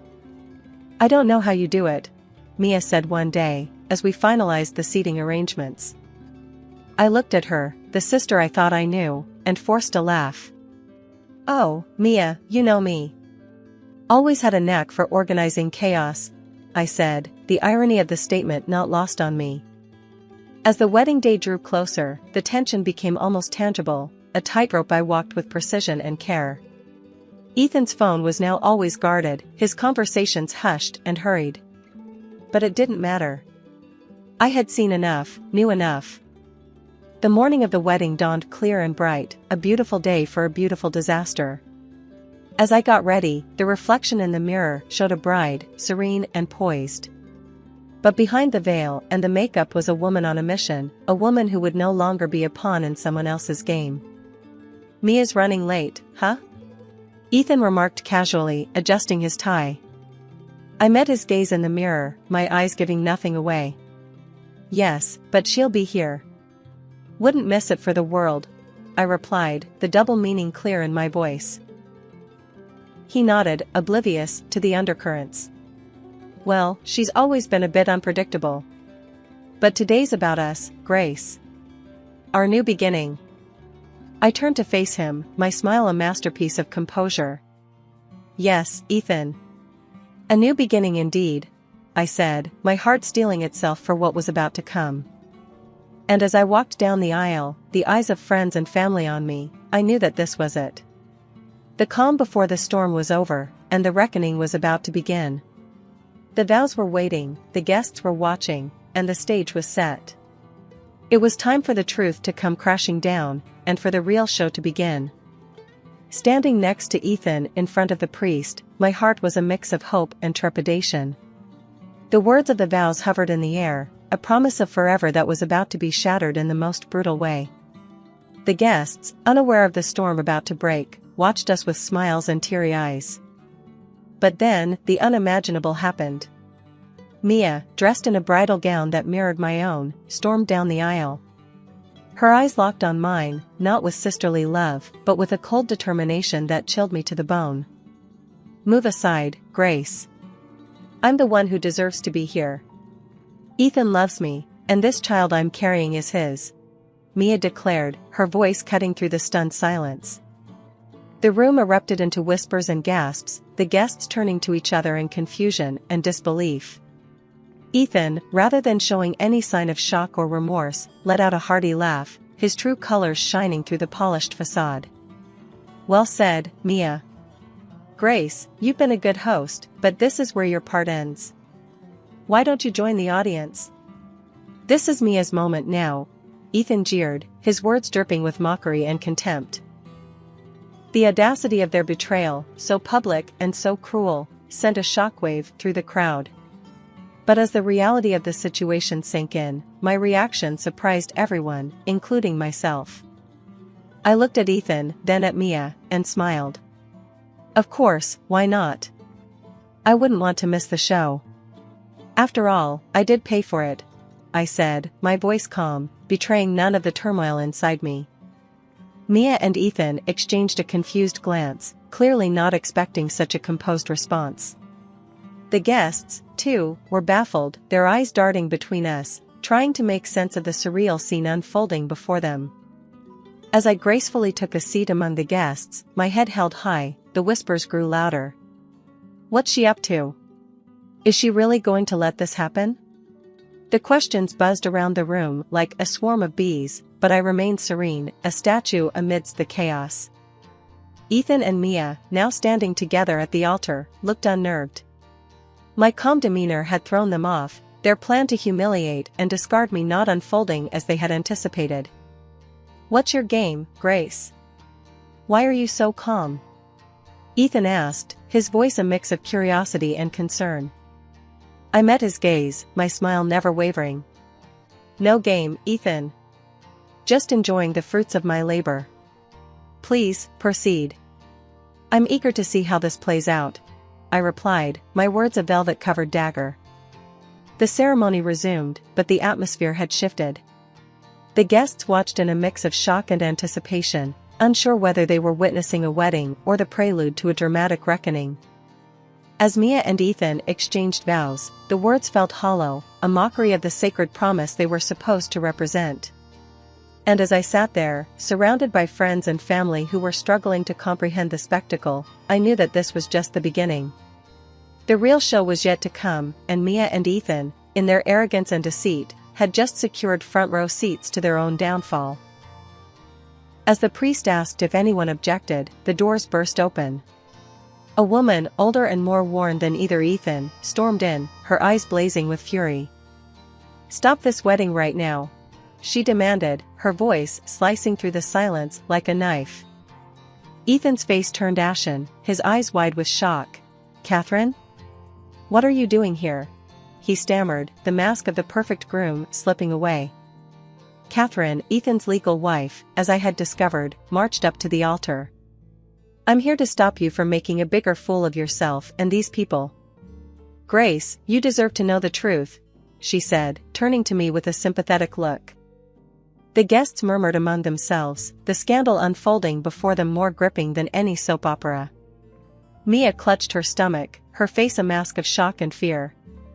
Catherine continued, her voice firm and clear. "Ethan is a liar and a cheat. He's in debt up to his ears, his investments failed, and he's been using you all to dig himself out of his hole. And Mia, you poor girl, you're just another pawn in his game." The room erupted into chaos, the guests rising from their seats, the whispers growing louder. Ethan tried to speak, but his words were drowned out by the uproar. I stood up, my heart pounding, but my voice steady. "There's more," I announced, silencing the room. "I hired a private detective after I discovered Ethan and Mia's affair. Not only is Ethan already married and drowning in debt, but he's also been hiding a daughter, a child he's never supported." Mia's face crumpled, the reality of her situation crashing down around her. "Ethan, is this true? Tell me she's lying," she pleaded, her voice breaking. Ethan, now pale and defeated, had no words. His lies, his deceit, all laid bare for the world to see. But the final blow was yet to come. As the guests processed the revelations, Ethan's parents, two stern and imposing figures, entered the room. I had reached out to them, told them everything. And now, they were here to confront the son who had brought shame to their name. Ethan's father, a man of few words, spoke with a voice that resonated with disappointment and anger. "Ethan, you are no son of mine. Your actions today and in the past have shown your true character. You are cut off from our family and our fortune." As the room settled into an uneasy silence, I looked at Ethan, Mia, and the shattered dreams they had tried to build on a foundation of deceit. The pain of betrayal still throbbed in my heart, but standing there, amidst the ruins of what was meant to be my happiest day, I knew that this was not the end of my story. In the aftermath, I found myself in the cold halls of justice, seeking reparation for the damage Ethan had caused. The courtroom felt like another world, a place where the pain and humiliation I had endured were translated into legal jargon and paperwork. "Ethan, you've not only broken a promise, but you've also shattered trust and exploited generosity. You owe me more than just an apology. You owe me compensation for turning my life upside down," I stated firmly, my voice echoing in the quiet courtroom. The judge's gavel sounded like thunder in the tense silence. "The court finds in favor of the plaintiff. The defendant is hereby ordered to pay $50,000 in damages for the distress and financial loss caused," he declared, his words a balm to my wounded spirit. As I walked out of the courtroom, the burden of the past months felt lighter. Justice had been served, but the road to healing was just beginning. Ethan's troubles didn't end with me. Catherine, his legal wife, fueled by hurt and fury, launched her own legal battle, demanding compensation for his infidelity and neglect of their child. The once suave and confident man was now entangled in a web of his own making, his lies and deceit finally catching up to him. Mia, my sister, the person I had trusted and loved more than anyone, found herself alone and abandoned. Ethan had fled the city, leaving her to face the consequences of their actions. She was pregnant and scared, a far cry from the carefree and happy girl she once was. "Grace, I know I don't have the right to ask for your forgiveness. But I'm lost, and I don't know what to do," Mia pleaded one day, her eyes filled with tears. I looked at her, the sister I once would have done anything for. "Mia, you were my family, my blood. But what you did, it's not something I can just forget or forgive. You chose your path, and now you have to walk it, just like I'm walking mine." The distance between us was more than just physical. It was a chasm filled with betrayal and hurt, too wide and too deep to ever bridge again. Life moved on, but the scars of those tumultuous months remained. I focused on rebuilding my life, on finding peace in the simple things. I had loved and lost, trusted and been betrayed, but through it all, I had survived. And as I looked back on everything that had happened, I realized that the most important journey was the one I was taking within myself. A journey of healing, of rediscovering my strength, and of learning to trust and love again. They say life's a journey, and mine sure started on a bumpy road. My folks, Jane and Robert, were the kind that knew the grind all too well. They didn't have much in the way of fancy degrees or fat wallets, but they had hearts of gold and a dream for me bigger than the sky. "Dream big, work hard, Zoya," Dad would say every morning as he tied his worn-out boots, ready for another day at the factory. Mom, with her gentle smile, would pack my lunch, her hands rough from years of juggling odd jobs. I was their golden ticket, their dream of a better life, and they poured every penny they could spare into a jar labeled "Her Future." It wasn't just loose change, it was their sweat, their hope, and their love, all clinking together in that old glass jar. High school was where the rubber met the road. I hit the books hard, determined not to let my folks down. Evenings were a family affair, with Mom quizzing me on my homework and Dad sharing stories about the value of every hard-earned dollar.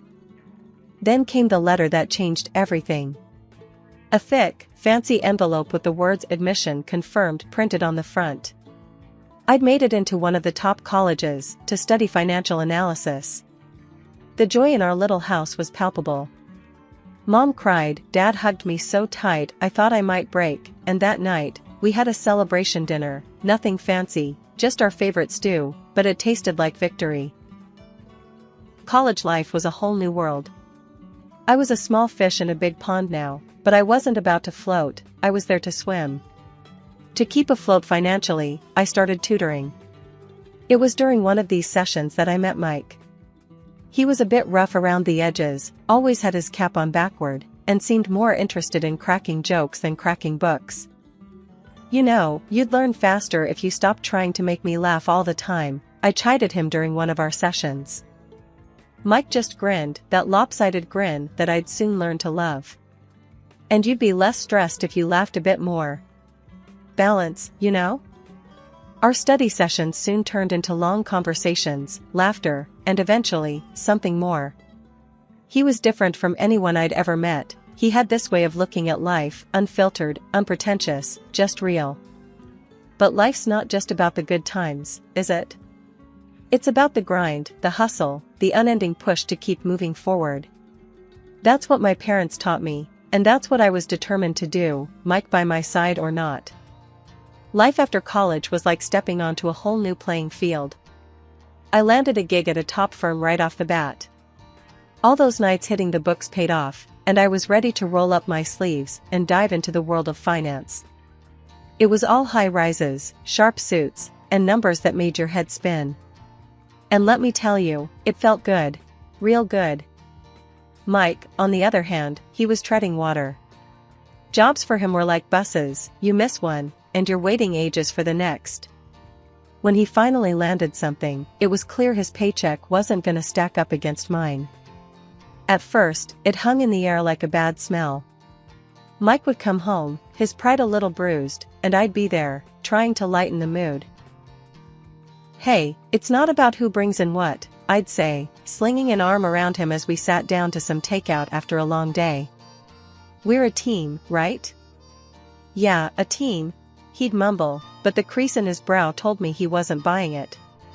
But as time ticked by, we settled into our rhythm. Our love wasn't about who paid for dinner or who had the fancier job title. It was about those quiet nights in, the laughter that filled our tiny apartment, and the dreams we whispered to each other in the dark. We tied the knot one summer's day. Nothing fancy, just a bunch of our closest friends and family, a local band, and a whole lot of love. It felt like the world was ours, and nothing could touch us. "Can you believe it?" "Mrs. and Mr." Mike said, his arm slung around my shoulder as we watched the sun dip below the horizon, the party winding down around us. I leaned into him, feeling the warmth of the moment wrap around us. "Believe it?" "I've been waiting for it," I teased, and we both laughed, the sound mingling with the soft clinking of glasses and the distant murmur of conversations. Life was good, even if it wasn't always easy. We had our share of bumps, like any couple. Bills piled up, and sometimes the end of the month had us digging deep into the couch cushions looking for spare change. But we made it work. Mike's job, well, it wasn't what he dreamt of, but it paid the bills, and he found joy in the little things. Like the way he'd come home, a grin spread across his face, holding some cheap trinket he found at a thrift store, claiming it was a treasure. "Look at this, Zoya," he'd chuckle, holding up a lamp that looked like it had seen better days. "It's got character." I'd roll my eyes, but inside, I loved that about him. He could find the silver lining in a storm cloud. Then there were nights when the weight of it all would press down on us. Nights when Mike would stare out the window, a cold cup of coffee in his hands, his thoughts a million miles away. "You ever think about where we're headed?" he'd ask, his voice barely above a whisper. I'd sit beside him, our shoulders touching, sharing the burden. "All the time. But I know wherever it is, we're headed there together." And he'd nod, the ghost of a smile crossing his lips, and that was enough. It had to be. We were just two kids from the block, trying to make a life together. We had love, we had dreams, and we had each other. And back then, that felt like enough. Stability's a funny thing, you know? One minute you're on top of the world, and the next, it's like the rug's been pulled out from under you. That's what happened to us. My fancy job, the one I thought was rock solid, crumbled like a house of cards. The day it all went down, I remember walking into the office like any other Monday. But the air was different, tense, like a storm was about to hit. And boy, did it hit. The boss called us into the conference room, his face ashen, words stumbling over each other. Bankruptcy, he said. That one word echoed in my ears, a death knell to all our dreams. I came home that night, my mind a whirlwind of panic and disbelief. Mike was there, sprawled on the couch, a game flickering on the TV.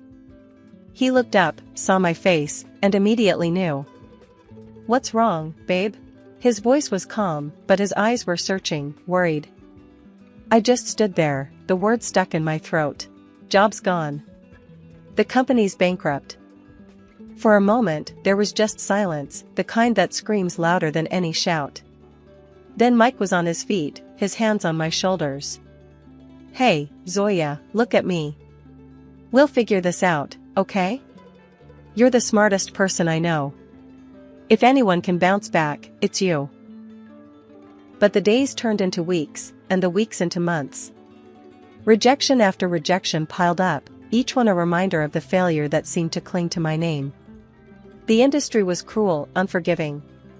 "We respect your credentials, but..." That but cut deeper each time. Mike did what he could, his paycheck barely enough to keep us afloat. But I saw the strain in his eyes, the way his smile didn't quite reach them anymore. One evening, I found him at the kitchen table, bills spread out like a bad hand of cards. He didn't hear me come in, just kept muttering to himself, numbers and curses tangled up. "Mike?" He looked up, his face drawn, tired. "How did we get here, huh? Used to be we worried about what takeout to get, now it's about which bill can wait till next month." I sat down, took his hand. "We knew life wasn't gonna be a straight road, right? We've hit a bump, a big one, but we'll get over it. Together." Mike shook his head, a bitter laugh escaping him. "Together? Look at us. You're jobless, and I'm barely scraping by. This isn't what we signed up for." His words stung, a slap of reality I wasn't ready for. "So what, you're saying I'm not trying? You think I like being stuck here, useless?" "No, that's not what I mean." He ran a hand through his hair, frustration etched in every line of his face.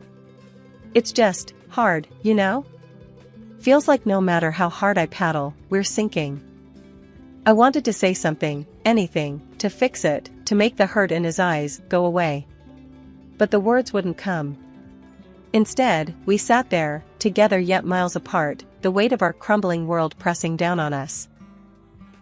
Betrayal, they say, cuts deeper than a knife. It's a wound that festers, a poison that spreads until everything you once held dear is tainted. That's what it felt like when Mike turned on me. It started with snide remarks, little jabs here and there. At first, I tried to brush it off, chalk it up to stress, to the pressure we were both under. But as the days dragged on, those jabs turned into full-blown attacks.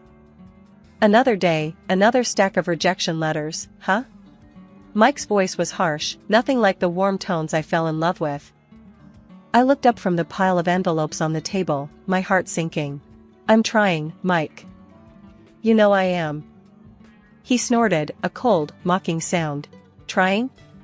What good is trying if it gets us nowhere? You know how much I'm stretching every dollar to keep us afloat here?" I felt the sting of his words, the unfairness of it all burning in my chest. "You think I don't know that? You think I like sitting here, feeling like a burden?" "A burden? Well, if the shoe fits." His words were a slap in the face, a confirmation of my worst fears. I stood up, my hands shaking. "I can't believe this. After all we've been through, this is how you talk to me?" Mike's face was hard, unyielding. "Face it, we're sinking and you're just dead weight. I'm done carrying you." That night was the longest of my life. I lay in bed, staring at the ceiling, the echoes of Mike's words haunting the silence. I thought about everything we had been through, all the dreams we had shared. And I realized that the man lying next to me, the man I had built my life with, was a stranger to me now. The final blow came a few days later. I came home to find Mike in the living room, but he wasn't alone. The woman with him was young, too young, with a smirk that made my blood boil. "Oh, look who decided to grace us with her presence," Mike sneered as I stood frozen in the doorway. The woman giggled, a high, grating sound. "Is this the famous wife? The one who can't hold down a job?" I felt the room spin, my heart pounding in my ears. "Mike, what is this?" Mike stood up, his eyes cold. "This is me moving on. I'm done with you, with this sham of a marriage." He threw a stack of papers at me, the word divorce glaring up at me in bold letters. "Consider this your eviction notice too. I want you out." I looked from the papers to Mike, to the woman still smirking on the couch. I was numb, the pain too deep, too raw to comprehend. Without a word, I grabbed my coat and my bag, the life I had known slipping through my fingers like sand. Life has a funny way of kicking you when you're down, but it's also got a knack for throwing you a lifeline just when you're about to sink. That's what happened to me the day I wandered into Linda's salon, a place I used to frequent back in my better days. My mind was a mess, my heart in pieces. I must have looked a sight, sitting there on one of those plush chairs, staring blankly at the mirror, seeing a stranger looking back. Linda, with her keen eyes and kind heart, must have seen the storm brewing inside me. She approached, her step soft, her voice gentle. "Honey, you look like you could use a friend," she said, her hand resting lightly on my shoulder. I looked up, met her gaze in the mirror, and before I knew it, the floodgates opened. Words poured out, raw and unfiltered, the story of my downfall, my betrayal, my brokenness. Linda listened, really listened, her nods and soft murmurs a balm to my battered soul. When I finally fell silent, she gave my hand a squeeze. "You know, Zoya," she started, her tone thoughtful, "I've been looking for someone to help me manage this place. Business is good, but it's getting too much for just me to handle." I blinked, her words not quite registering. "Me? Manage a salon? But I'm a financial analyst, or at least, I was. I know nothing about running a beauty salon." Linda chuckled, a warm, rich sound. "Oh, honey, skills can be taught, learned. But character, grit, determination, now those are things you either have or you don't. And you, my dear, have them in spades." I stared at her, the offer sinking in. It was crazy, totally left field. Me, running a salon? But then, what did I have to lose? My career was in tatters, my personal life a disaster. I don't know what to say, Linda," I stammered, my mind racing. "Say you'll think about it," she suggested, her smile reassuring. "No pressure. But I've got a good feeling about this, about you. And hey, it comes with a place to stay. The apartment upstairs is vacant, and I'd be happy to cut you a deal on the rent." I was floored. A job and a place to stay? It was more than I could have hoped for in my darkest hour. It was a chance, a lifeline, a glimmer of hope in the endless night. "Linda, thank you. I'll think about it, I promise," I managed to say, my voice thick with unshed tears. She gave my hand another squeeze. "Take your time, honey. But remember, sometimes the best opportunities are the ones we never saw coming." I left the salon that day with a lighter heart than I'd had in months. The road ahead was uncertain, scary even. But for the first time in a long while, I felt like maybe, just maybe, I wasn't alone in this fight. Starting over ain't easy, especially when you're building from scratch. But sometimes, life gives you a second shot, and you've just gotta grab it with both hands. That's what I did at Linda's salon. It was a world away from the high-flying finance scene, but it had its own rhythm, its own pulse. And before long, I found myself getting into the groove of it. Linda was more than a boss, she was a mentor, a friend. She showed me the ropes, from managing bookings to handling the most colorful of clients. I threw myself into the work, letting it consume me, heal me. One day, after closing, we sat down, a couple of cold drinks in hand, going over the accounts. The numbers were looking good, better than good. "You've got a real knack for this, you know," Linda said, her eyes sparkling with pride. I shrugged, a small smile playing on my lips. Guess I've always been good with numbers. And people. She nodded, taking a sip of her drink. It's more than that. You've got vision, drive. You've turned this place around. Heck, you're pulling in clients like I've never seen before. I chuckled, the sound surprising even to myself. Well, desperate times call for desperate measures. I just figured, why not try something new?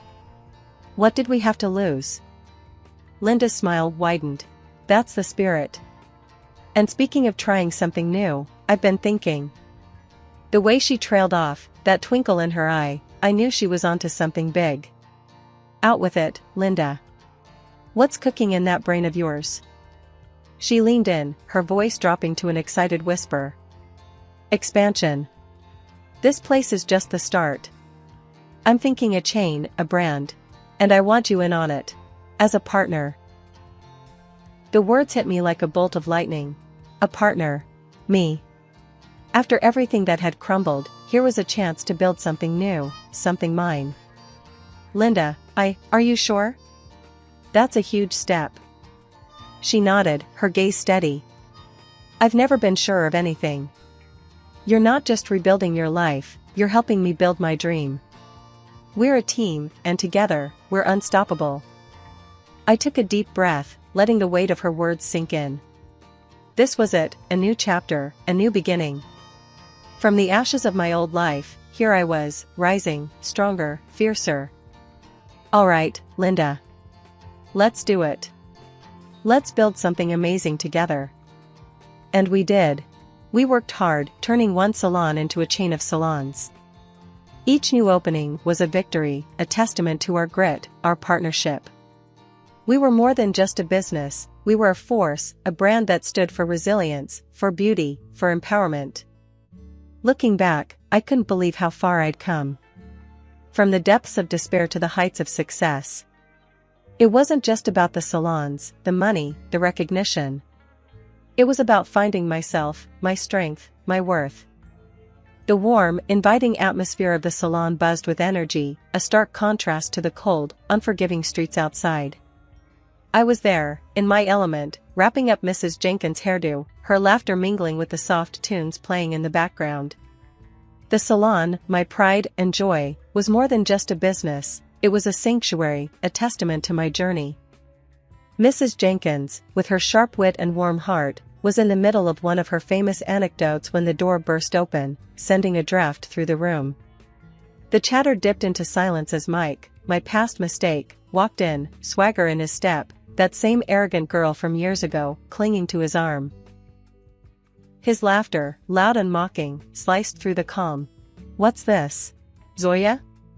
The high-flying financial whiz turned scissor-happy hairdresser? The girl with him, all smug smiles and judgmental glances, chimed in, her voice dripping with disdain. Really hit rock bottom, haven't you? From boardroom to this, quaint little salon. The air felt heavy, charged with unspoken words and suppressed emotions.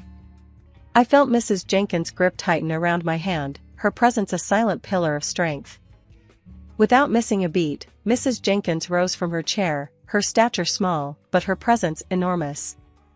You listen here, you ignorant fool. This woman, this hair snipper as you call her, she owns this place. Not just this one, but a whole chain of them. She's been in the papers, recognized as one of the most successful entrepreneurs around. Mike's smirk wavered, his companion's laughter faltering into an awkward silence. Mrs. Jenkins leaned in, her voice a fierce whisper that filled the room. And you, I've seen you, parading around town, always a drink in hand, always on the brink of another shambles. It's you who's the embarrassment, not her. You're the one tossed from job to job like a rag doll. The salon was still, the air thick with tension. Mike, once towering with arrogance, now seemed smaller, his bravado fading under the weight of truth. He tried to interject, a weak. Now, listen here, barely leaving his lips, before I cut him off. Mike, your time here is done. You chose to walk out of my life, and that's where you'll stay. Out. You're not welcome here, not in my business, not in my life. His eyes met mine, a flurry of emotions passing through them, anger, shame, maybe a hint of regret. But it was too late. I had moved on, built a new life from the ashes of his betrayal. The girl with him, her confidence now a crumbled facade, tugged at his arm. "Let's go, Mike. This is pointless." They turned to leave, their exit as dramatic as their entrance, the door closing with a soft click behind them. The salon erupted into applause, a chorus of support and solidarity, Mrs. Jenkins leading the charge. She turned to me, her eyes softening. "You, my dear, are the epitome of grace and strength. Don't you ever forget that." The room slowly returned to its rhythm, the incident fading into just another story to tell. I looked around, my heart swelling with pride. These walls, these people, were a part of my story, a narrative of resilience, of rebirth. After the door closed on that chapter of my life, the salon, my sanctuary, felt even more like a haven. Linda, ever the pillar of strength and wisdom, sidled up to me as I was tidying up for the day.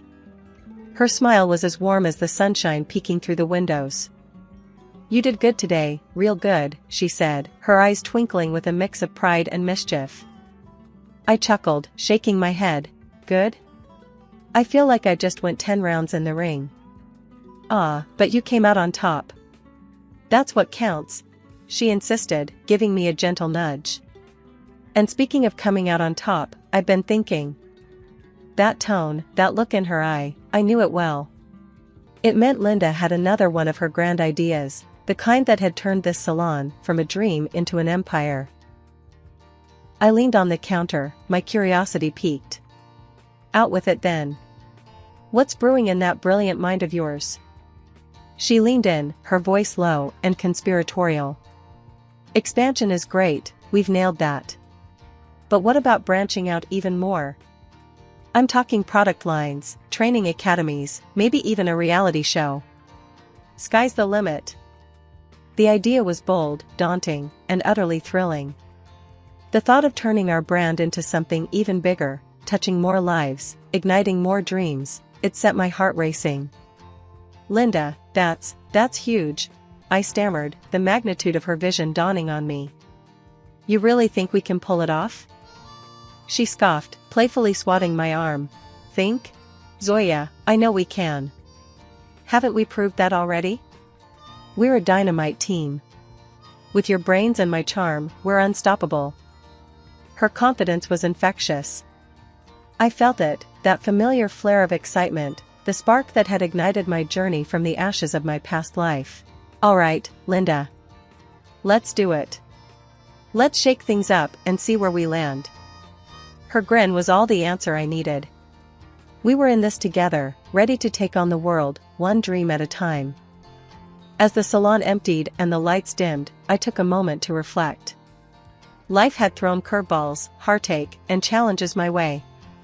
But it had also brought me friendships, triumphs, and a future bright with possibilities. I locked the door, the click echoing in the quiet street. The night was still, the stars overhead a silent chorus of witnesses to my resolve. Tomorrow was a new day, a new chapter. And I was ready for it, ready for the challenges, the adventures, the highs and lows. Ready to build, to dream, to soar. I'm Jess, and if you told me 11 years ago that my life would take such a wild turn, I'd have laughed it off. But here I am, stuck in a reality I never imagined. It all began innocently enough. I met Jack at a mutual friend's barbecue. He was charming, with a smile that could light up a room, and we hit it off right away. Fast forward through a whirlwind romance, and we were married, living what seemed like a dream. A year into our marriage, our son Max came into the world, making our little family feel complete. Life got real tough when Max started getting sick all the time. My job was on the line, but my boss, Mr. Harris, he was a lifesaver. "Jess, you're a rock star at work, and we can't lose you. How about you work from home? Keep an eye on the little guy and keep the ball rolling here," he suggested. And just like that, my living room turned into my new office. Juggling work calls, Max's needs, and household chores became my new norm. But that's where the fairy tale ended and real life began. As I became the superwoman handling it all, something in Jack changed. The man who used to help around the house, who used to play with Max for hours, began to change. It was like he resented me for being at home, even though it was for our son. He'd walk in from work, not even a hello before he'd slump on the couch, eyes glued to his phone. "Jack, could you help Max with his homework?" I'd ask after a long day of balancing spreadsheets and laundry. "I'm beat, Jess. You handle it. You're home all day, aren't you?" He'd reply, not even looking up. His words stung, but I bit my tongue. I didn't want to fight in front of Max, who was becoming more perceptive each day. But it wasn't just me. His attitude towards Max shifted too. Gone were the days of patient father-son chats. Now, it was all short, snappy comments. "Max, quit being a baby. Man up." Jack would snap when Max struggled with something. I tried to talk to Jack about it, to understand what was eating at him. But every attempt just bounced off him like he was made of stone. "Jack, we need to talk. This isn't working," I said one evening when Max was at a sleepover. "Here we go again. Nag, nag, nag. You know, maybe if you weren't so busy playing the perfect housewife, you'd see I'm dealing with real stress at work," he retorted, his words laced with a bitterness that took me aback. "But we're supposed to be a team, Jack. It's us against the problem, not us against each other," I shot back, my patience wearing thin. "Save it, Jess. I've got enough on my plate without home becoming another battlefield," he said, dismissing the conversation with a wave of his hand before storming out.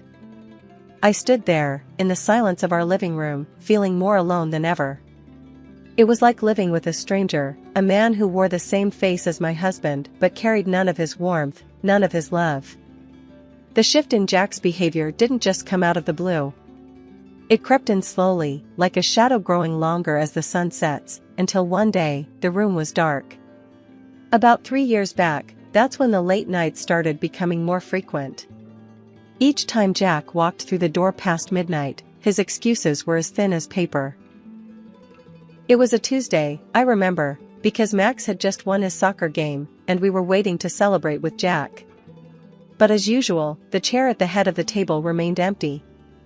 Max's eyes kept darting to the clock, then to the door, and finally, settling on me with a mix of disappointment and confusion. I plastered a smile on my face, trying to keep the mood light.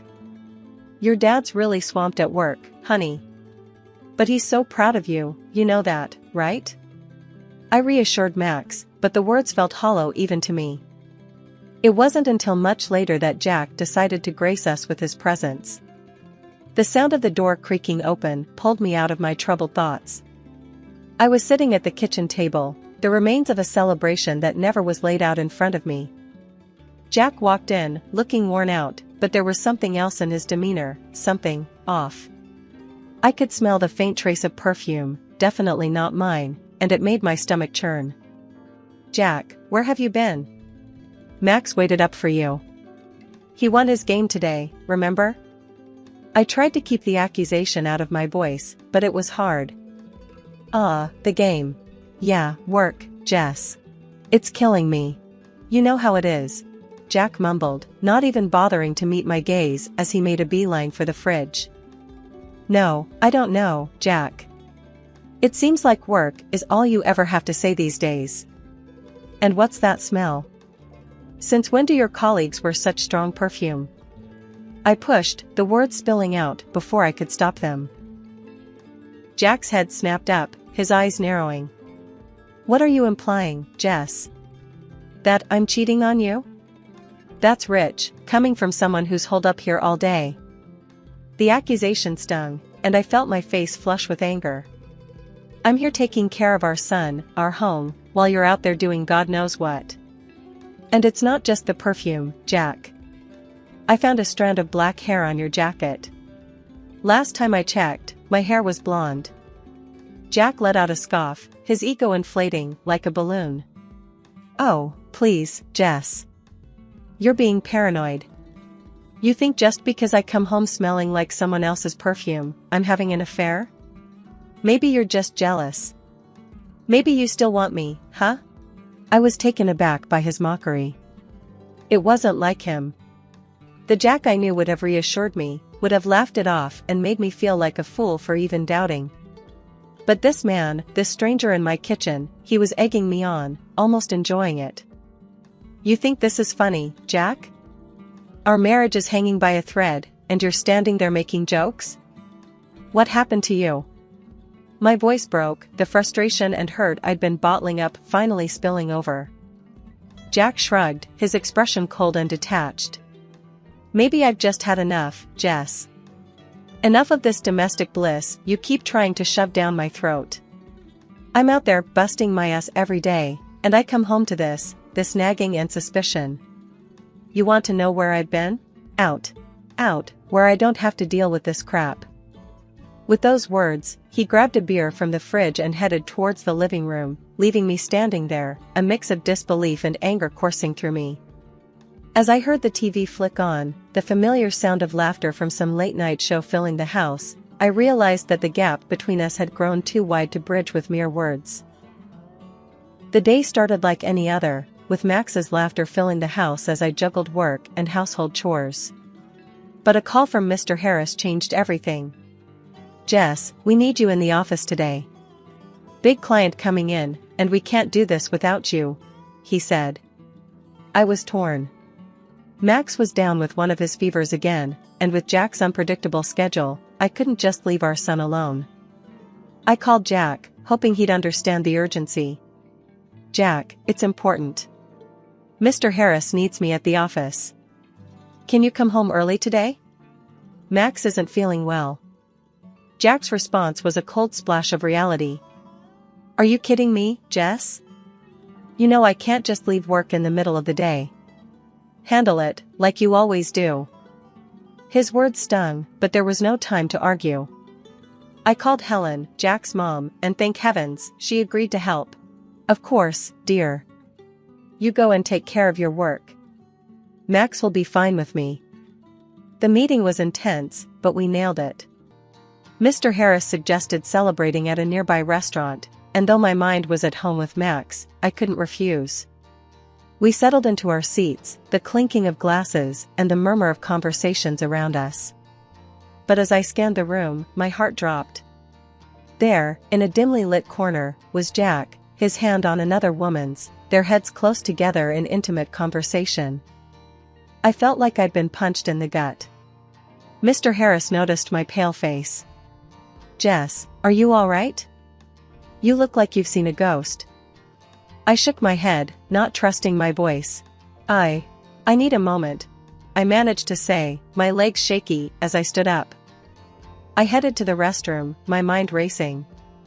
This couldn't be happening. Not Jack. Not us. But the truth was right there, laughing and flirting over candlelight. I splashed water on my face, trying to calm the storm inside me. As I looked in the mirror, a fierce determination replaced the shock. I wouldn't let this slide. Not this time. Back at the table, I apologized to Mr. Harris and the clients. I'm sorry, I need to take care of something urgent. Please excuse me.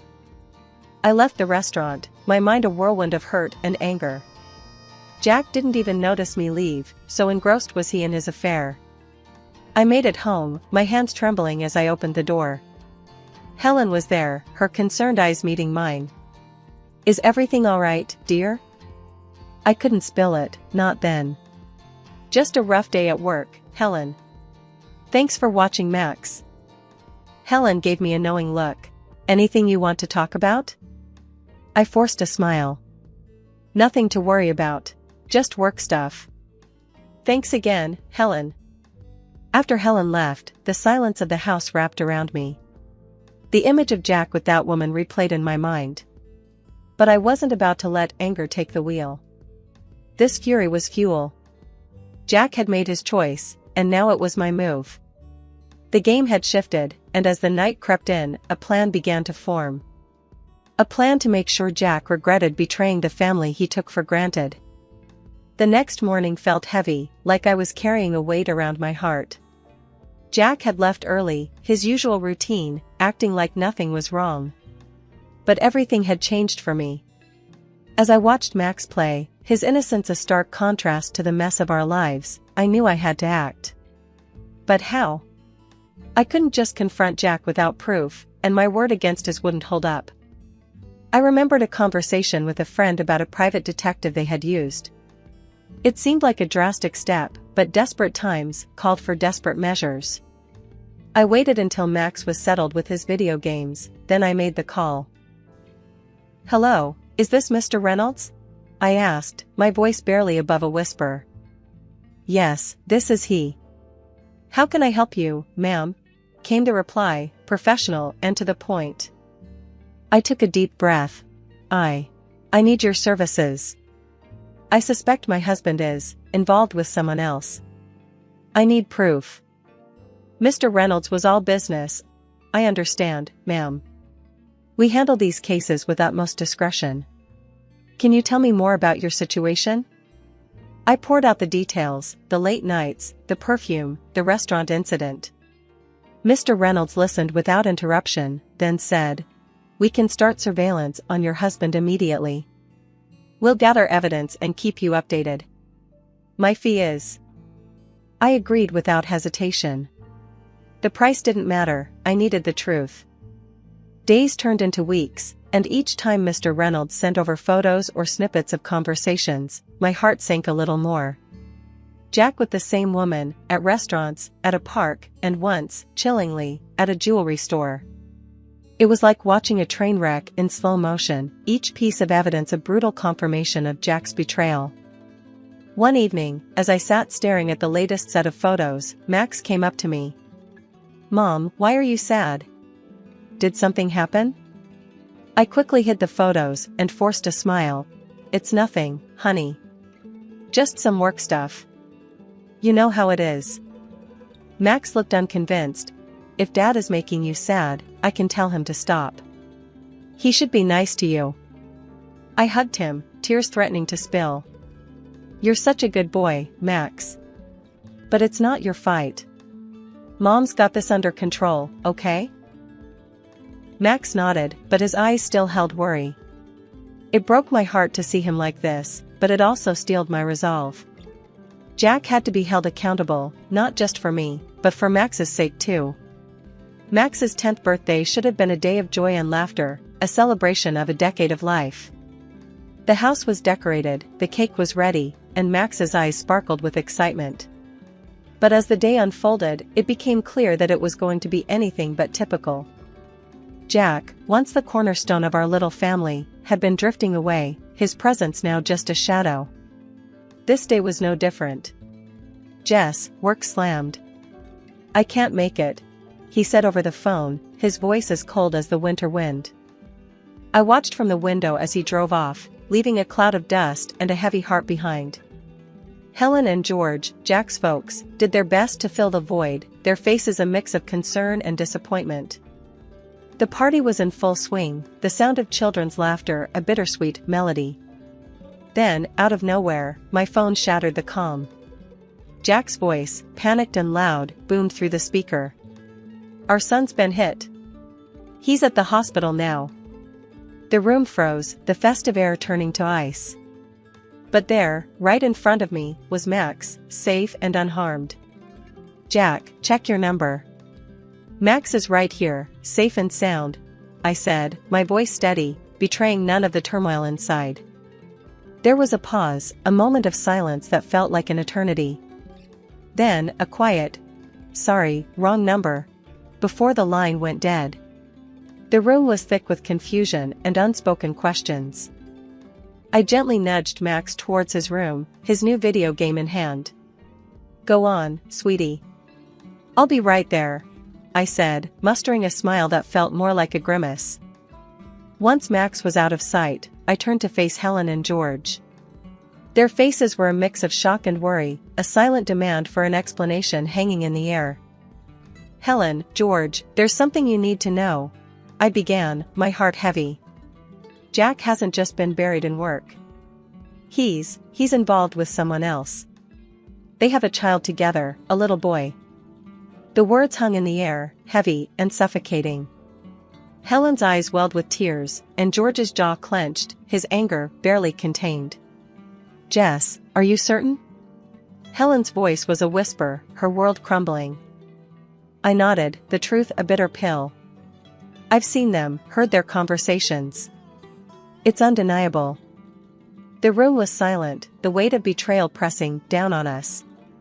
"We're with you, Jess. Our son, doing this, it's unforgivable," Helen said, her voice quivering but strong. George stood up, his posture rigid with resolve. "Jack will have to face us, to explain this madness. He owes you, answers." The rest of the day was a haze. The candles were blown out, the cake was cut, but the joy was overshadowed by the storm that loomed on the horizon.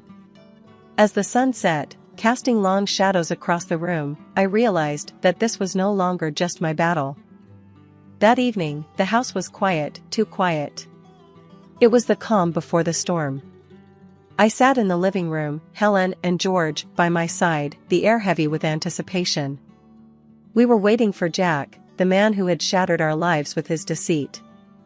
The door creaked open, and there he was, sneaking in like a thief, unaware of the confrontation that awaited him. He tiptoed towards the stairs, but before he could take another step, I flicked on the light. "Evening, Jack. How's your son? The one who got hit by a car?" I asked, my voice calm but laced with a venom that made him freeze in his tracks. Helen and George sat there, silent sentinels, their eyes fixed on Jack, waiting for his response. Jack's face went pale, his facade crumbling. That was a bad joke, Jess. I didn't mean it." I couldn't help but let out a bitter laugh. "A joke? Is that what you call it?" Without another word, I threw the photos and documents on the table in front of him. Each picture, each piece of paper, a testament to his betrayal. "This is no joke, Jack. This is your other life, laid bare for all to see."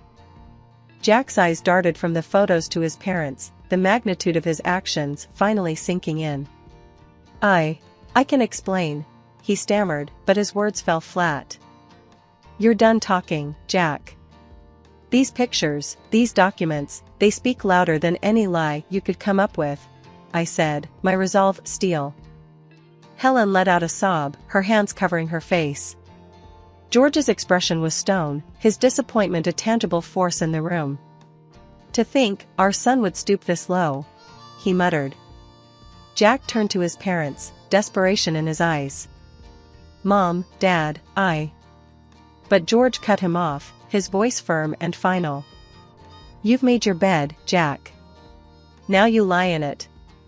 I'm cutting you off. Everything you would have gotten goes to Max." Jack looked at me, a last-ditch plea in his eyes. "Jess, please. I'll do anything.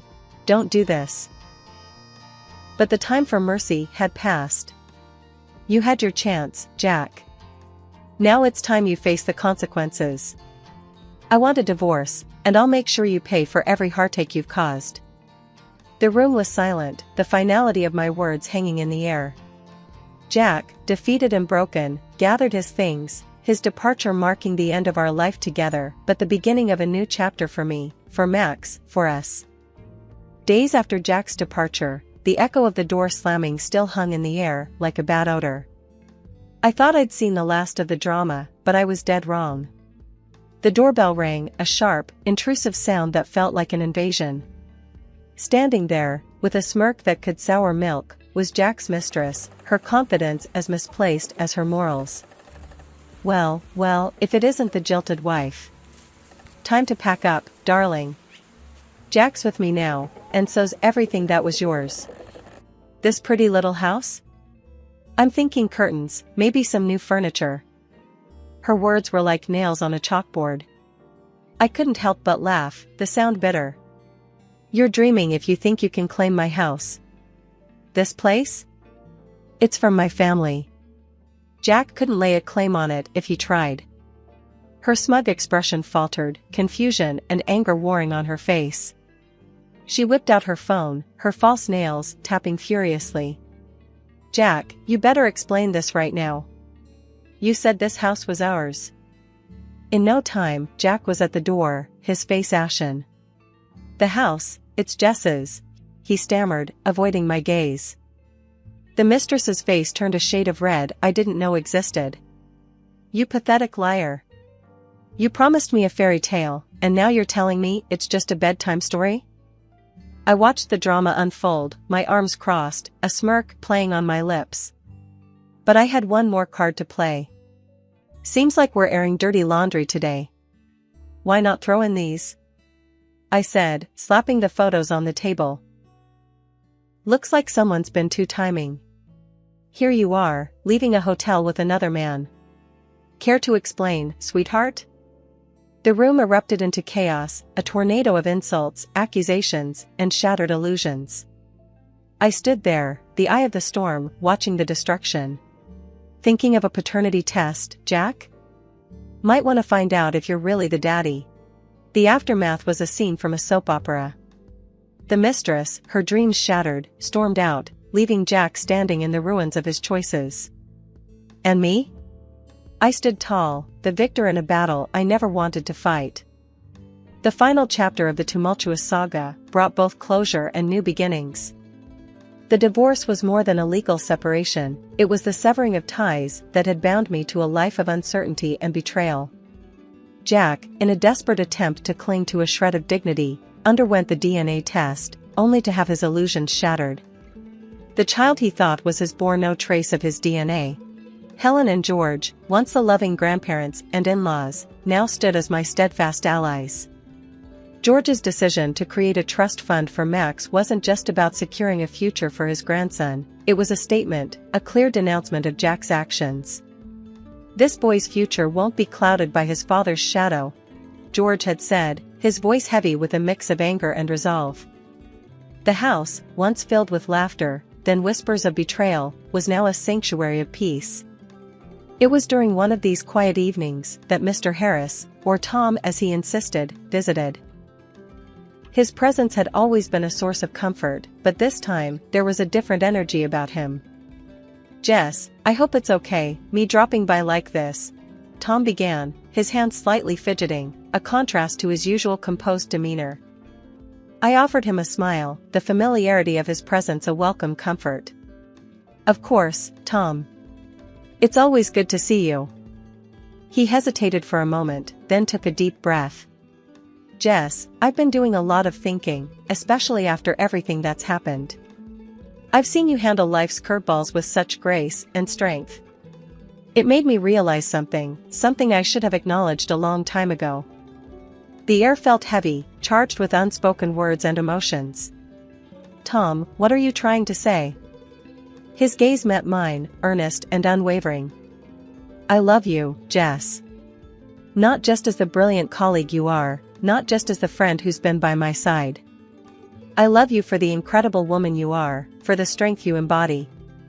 I want to be there for you, for Max, if you'll let me. The confession, honest and raw, stirred something within me. A mix of surprise, fear, and a flicker of hope. Tom, this is a lot to take in. I appreciate your feelings, truly. But I need time to process, to understand what this means for me, for Max, for us. Tom nodded, understanding etching his features. Take all the time you need, Jess. I'm not going anywhere.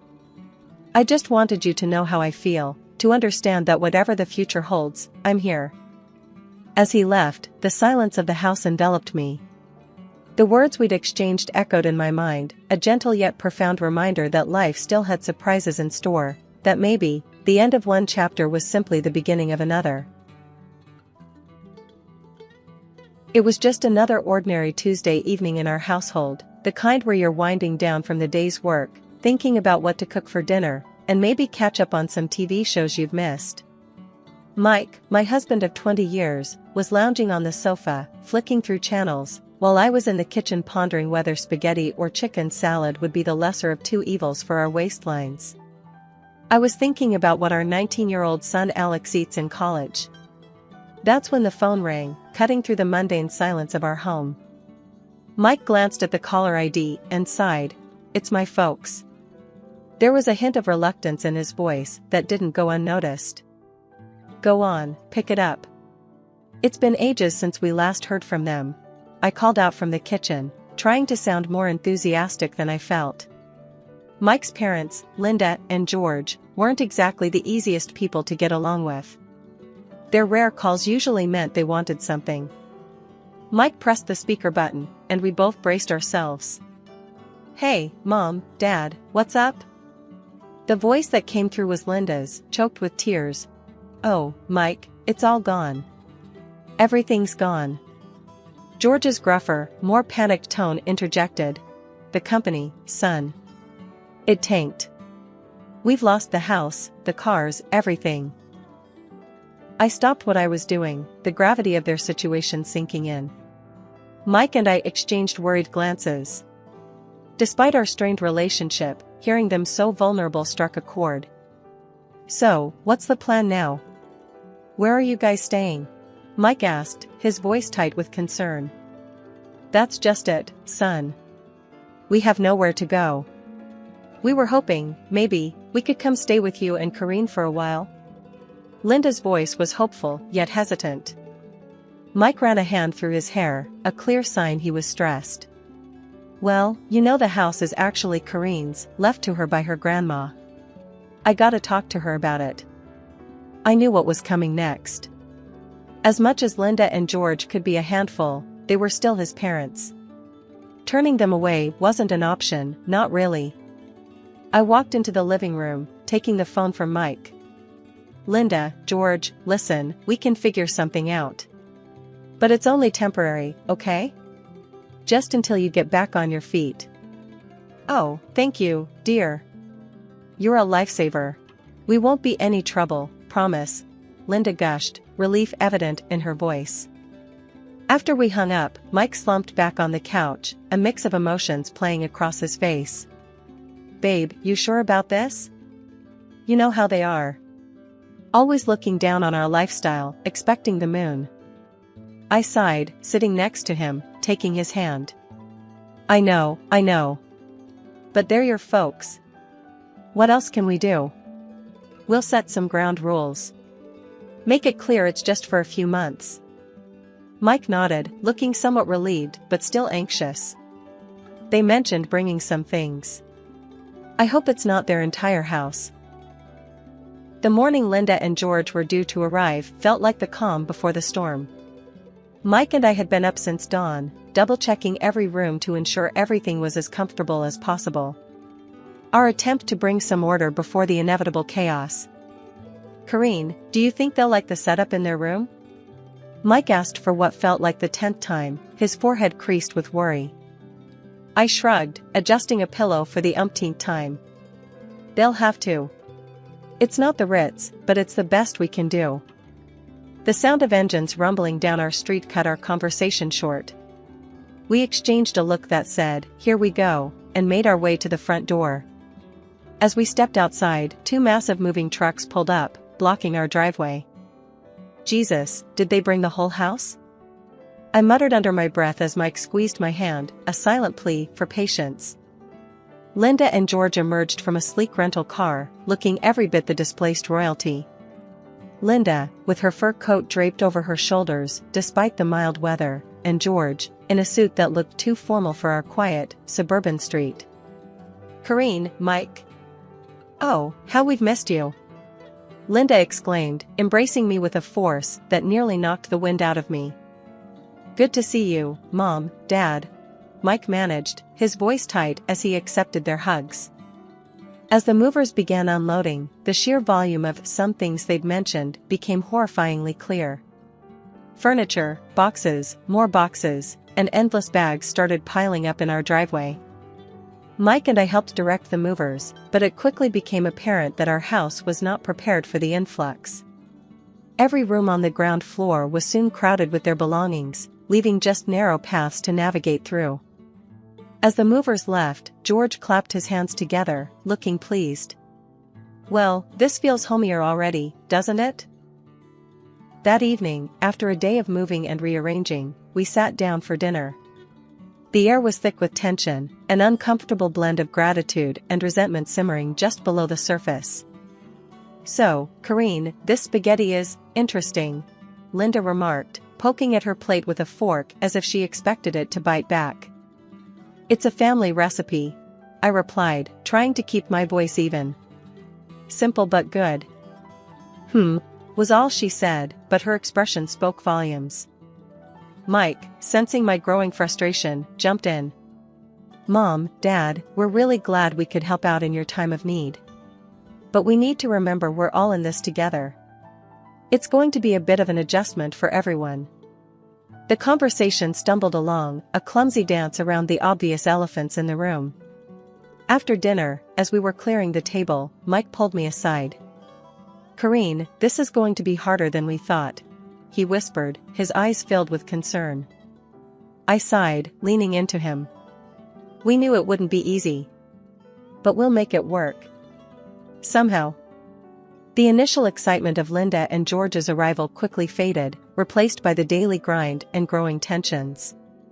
It wasn't long before their true colors started to show, and with it, the first of many demands. One morning, barely a week into their stay, I was in the kitchen whipping up what I considered a decent breakfast: scrambled eggs, toast, and some fresh fruit on the side. Simple, yet filling. That's when Linda strolled in, a look of disdain plastered across her face as she eyed the plates on the counter. "Karine, darling, is this what you call breakfast?" she asked, her voice dripping with condescension. I turned, forcing a smile. "It's what we usually have. Keeps us going until lunch." Linda scoffed, waving her hand dismissively. No, this won't do at all. Back in our house, we had freshly squeezed orange juice, croissants, and sometimes even smoked salmon for breakfast. You must try a bit harder, dear." I felt a knot form in my stomach, frustration bubbling up. "Linda, you know we're not living in luxury here. This is what we eat. If you'd like something else, you're welcome to make it." The rest of the meal passed in awkward silence, the air thick with unspoken words. Mike caught my eye, giving me a sympathetic look that said he'd handle it later. But breakfast was just the beginning. Later that week, George approached me as I was sorting the laundry, a list in hand. "Karine, we need to talk about the groceries. This list here," he said, waving the paper in front of me, "is what Linda and I usually enjoy. We've been very accommodating, but it's time we return to some semblance of our normal lifestyle." I took the list, my eyes widening as I scanned the items. Marbled steaks, exotic fruits, imported cheeses. The price of these items would blow our grocery budget out of the water. "George, you do realize we're on a budget, right? We can't afford these things on a regular basis." He frowned, crossing his arms. "Well, you'll just have to make do, won't you? We can't be expected to live like this. It's beneath us." I was at a loss for words. The audacity of their demands, their complete disregard for our situation, it was all too much. That night, I vented to Mike, my patience wearing thin. He promised he would talk to them. But talking seemed to do little good. Linda and George remained firmly planted in their bubble of entitlement, making life increasingly difficult for us. The breaking point came when Linda refused to eat the chicken casserole I had prepared for dinner, calling it peasant food. She demanded we order takeout from a pricey restaurant instead. "Listen, Linda, we're doing our best here," I snapped, my patience finally gone. "This is what we're having. If you don't like it, then I'm sorry, but that's just too bad." Her face went red, and for a moment, I thought she might actually explode. "This is no way to treat your guests, Karine. We are your elders, and you should be showing us more respect." Mike stepped in, his tone firm. "Mom, Dad, you're not guests. You're living here because you have nowhere else to go. Karine's right. We can't afford to eat out or buy expensive groceries. You need to respect that this is our home and our rules." The conversation ended with Linda storming off to her room, George following closely behind, muttering about ungrateful children. A whole month had gone by since Linda and George turned our lives upside down. It started with them making a scene at breakfast one morning, both of them clutching their stomachs and making a big show of how our average food was wreaking havoc on their digestion. "This bread, it's like eating cardboard. And don't get me started on the eggs. My stomach's been in knots," Linda complained, her voice teetering between a whine and a demand. George chimed in with a groan, "I haven't felt right since we got here.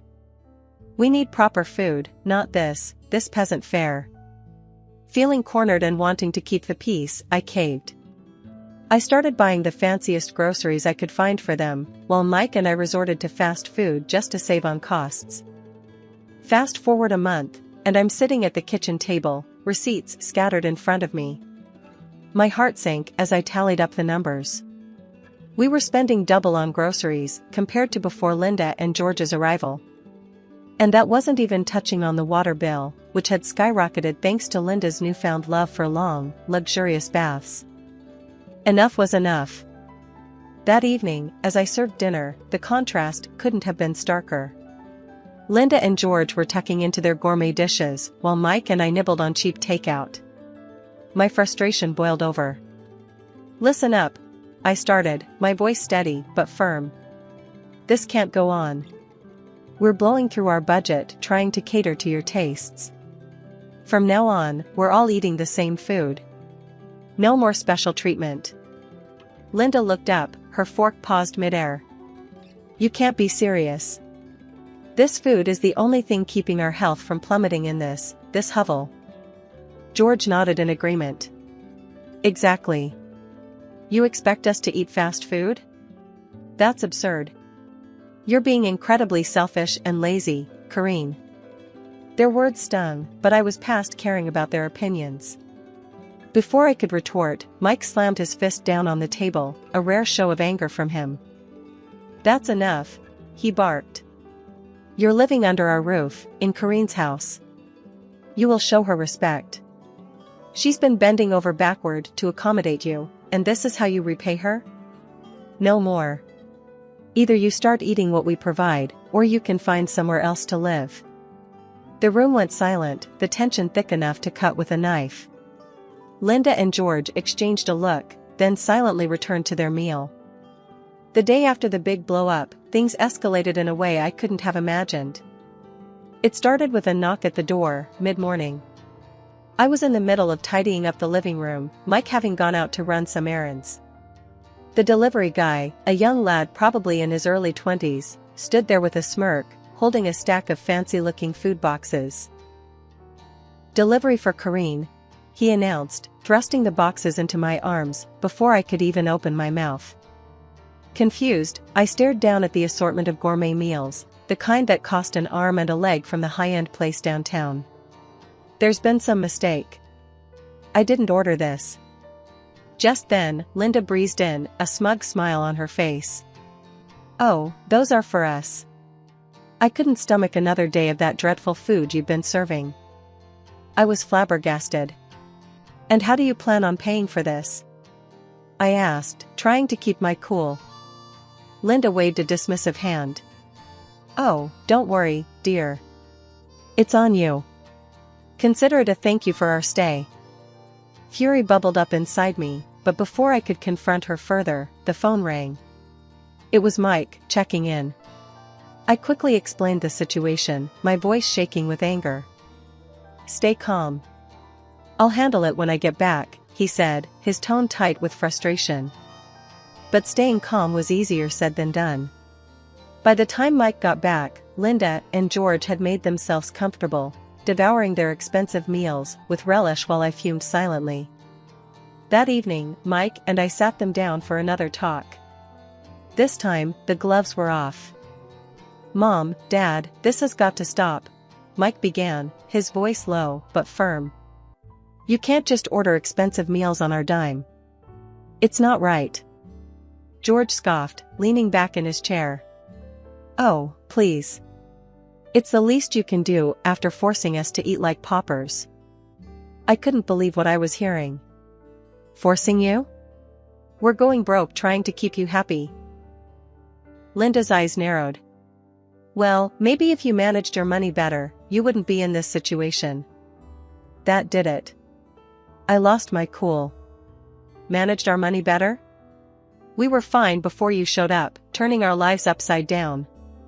Mike stood up, his chair scraping against the floor. That's it. We've been more than accommodating, but it's clear you have no respect for us or our home. You need to leave. Their reaction was immediate and explosive. Linda started crying, wailing about how ungrateful we were, while George shouted threats about telling everyone how horribly we'd treated them. The argument raged on, voices raised, accusations flying. It was a mess.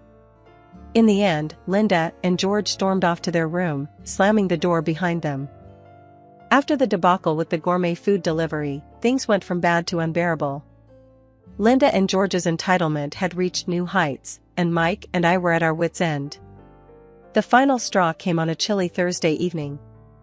I was in the kitchen, trying to make do with what was left in the pantry for dinner, when Linda sauntered in, her nose wrinkled in disgust at the aroma of the stew I was cooking. That smells, what is that? She asked, her tone dripping with disdain. It's beef stew. It's what's for dinner, I replied, keeping my focus on the pot to avoid snapping at her. Linda made a show of gagging. I can't possibly eat that. You know, it wouldn't kill you to try a little harder, Corrine. This is no way to treat guests. Dinner was a tense affair, with Linda and George barely touching their food while making passive-aggressive comments about the lack of variety. I was seething, but I bit my tongue, determined not to let them get the best of me. After dinner, Mike and I were cleaning up when Linda approached us, a smug look on her face. I've been thinking, she began, with the holidays coming up, it would be nice to have a new coat. Something warm and stylish. I stopped in my tracks, staring at her in disbelief. A new coat? With what money, Linda? Oh, I thought you could use the money you've set aside for, what was it? Oh, yes, your son's college fund.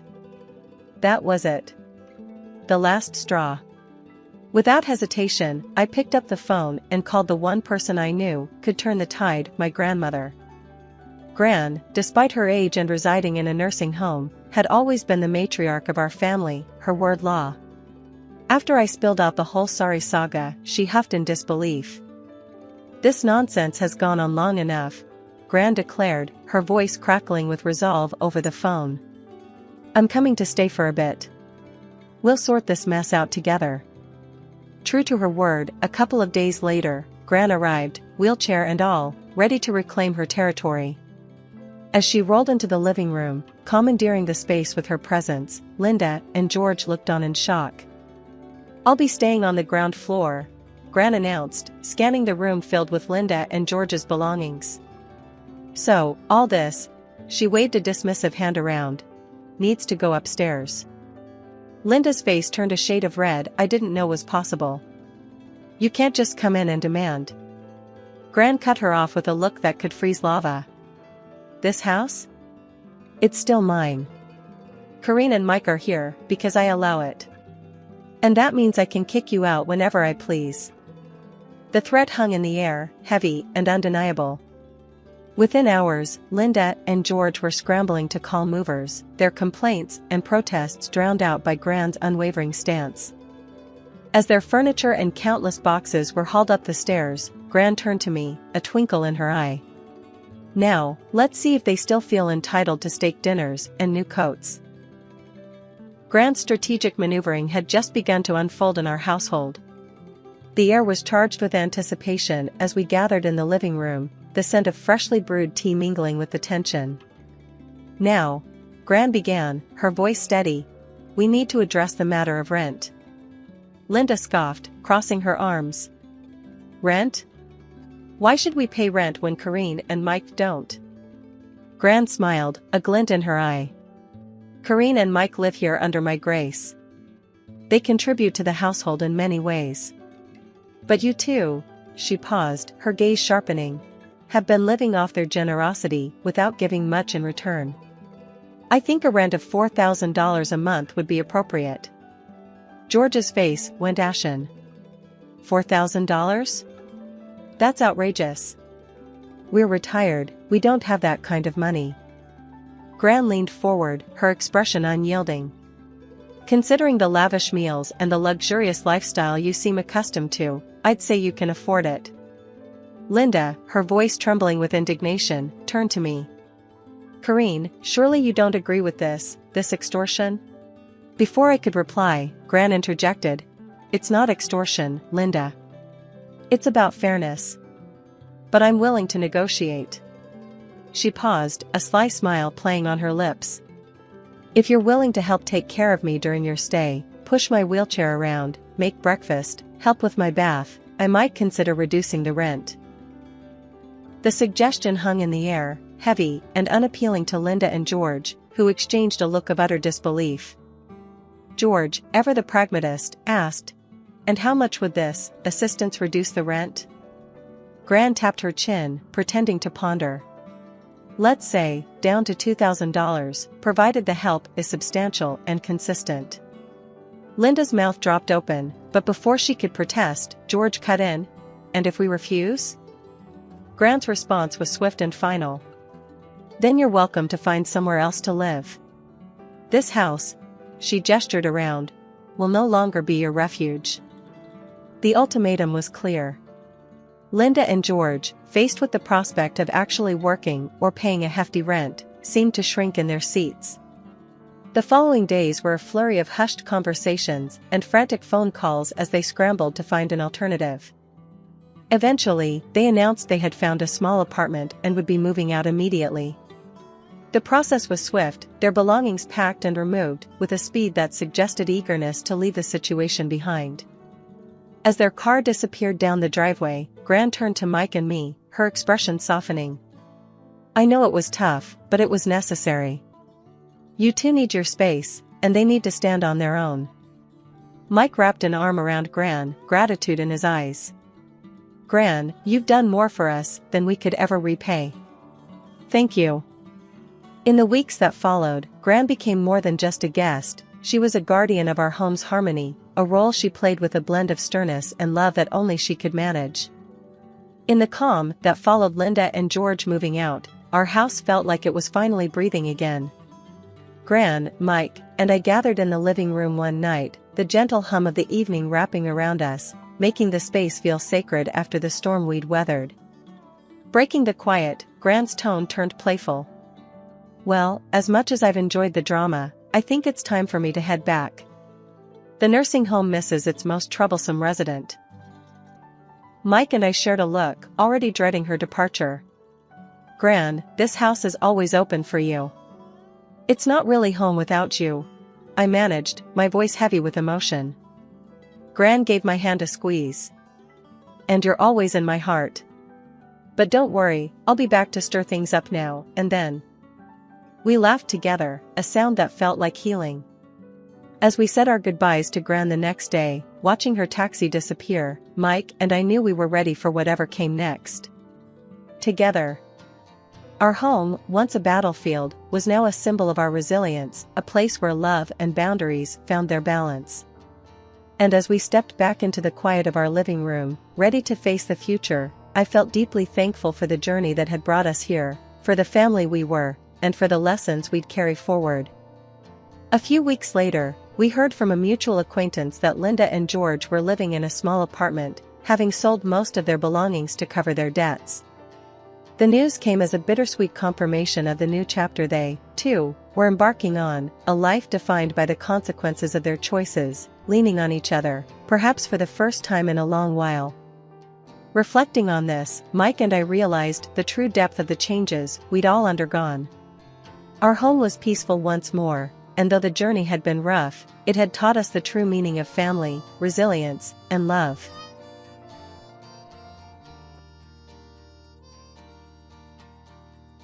Call me Mary.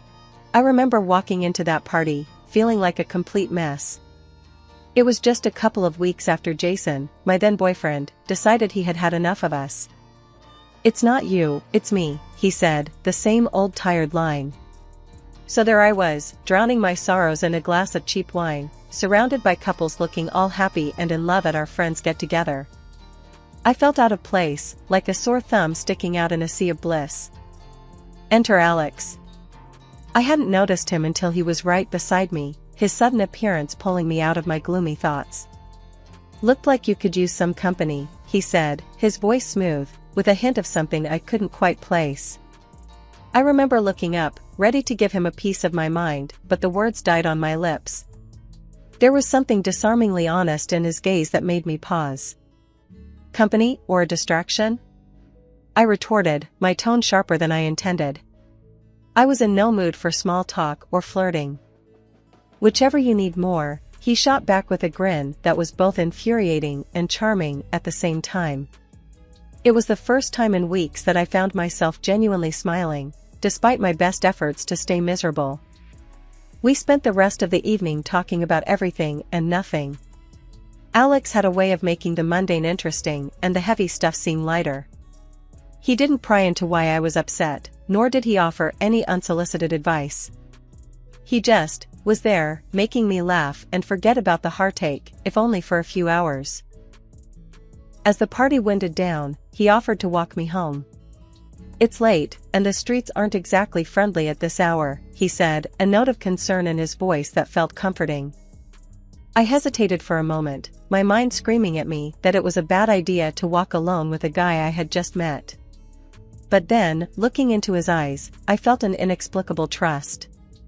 "All right, but if you try anything funny, I swear I'll scream," I warned him, half joking, but also dead serious. Alex threw his head back and laughed, a sound that was unexpectedly delightful. "Fair enough. I promise to be the perfect gentleman," he said, offering me his arm in an exaggeratedly gallant gesture. That walk home was the beginning of everything. We talked about our jobs, our families, our dreams, and our disappointments.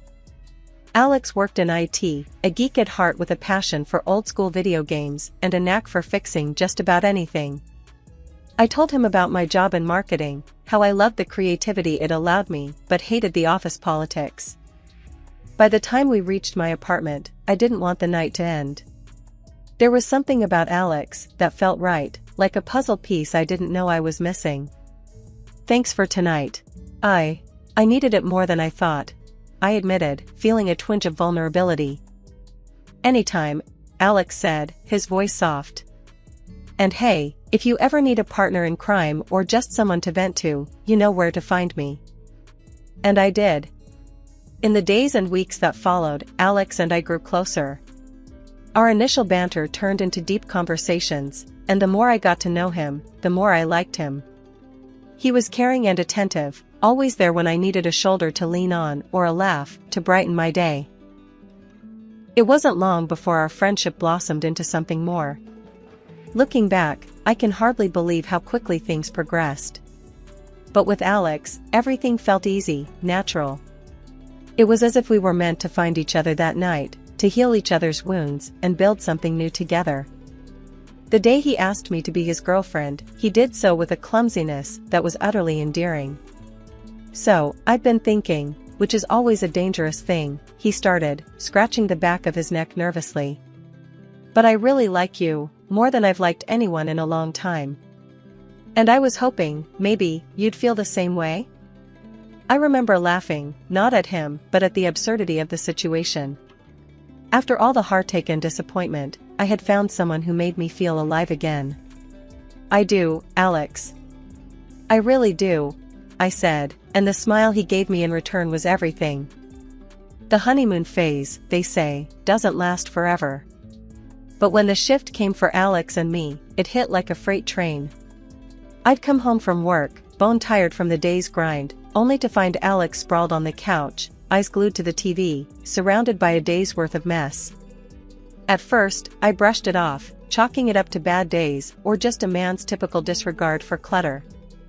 But as days turned into weeks, and weeks into months, the pattern held. One evening, after a particularly long day, I walked in to find the living room looking like a disaster zone. "Seriously, Alex?"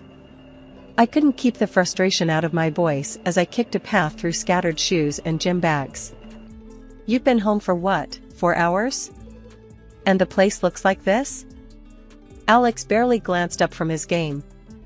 What's the big deal? It's just a bit of mess, he replied, his tone dismissive. A bit? You call this a bit? My patience was wearing thin. I've been at work all day, and I come home to this. It wouldn't kill you to tidy up a bit, would it? He shrugged, a gesture that made my blood boil. I work too, you know. Why should I spend my free time cleaning? Because you live here, I shot back. It's called being an adult, Alex. Taking responsibility. His response was to turn up the volume on the TV, effectively ending the conversation. I stood there, fuming, as the realization sank in. This wasn't just about the mess. It was about respect, partnership. And right then, it felt like I was lacking both. One night, in a desperate bid for some semblance of order, I decided to tackle the kitchen. The sink was piled high with dishes, leftovers turning into science experiments. As I scrubbed and scraped, I couldn't hold back the tears. This wasn't the life I envisioned.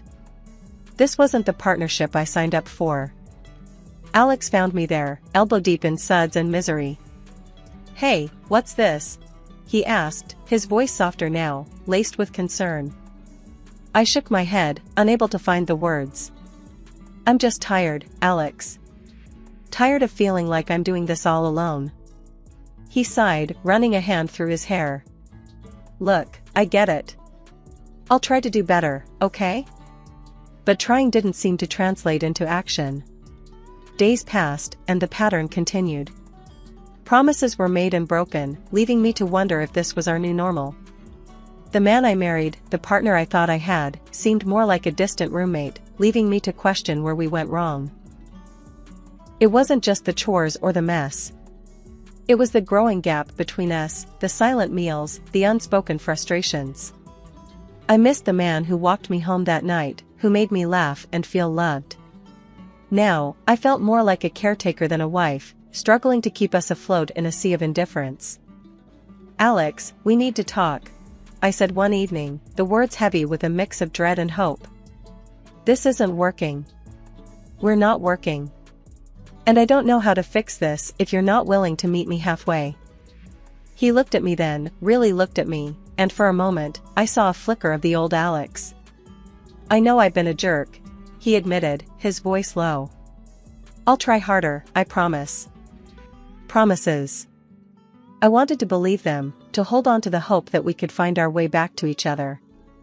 But as the days turned into weeks, and the mess remained, those promises felt more like echoes of a past we couldn't reclaim. The mess around the house grew worse, if you can believe it. It wasn't just clothes or dishes anymore. I found dirty socks in the fridge once. Yeah, you heard that right. In the fridge, next to the butter. I walked into the kitchen, ready to make some coffee, and there it was, a sock, chilling with the dairy. Alex, I yelled, holding up the offending item like it was evidence in a trial. Explain this.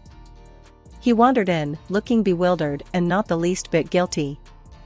Oh, must have dropped it, he said, as if that was a normal thing. In the fridge? Really, Alex?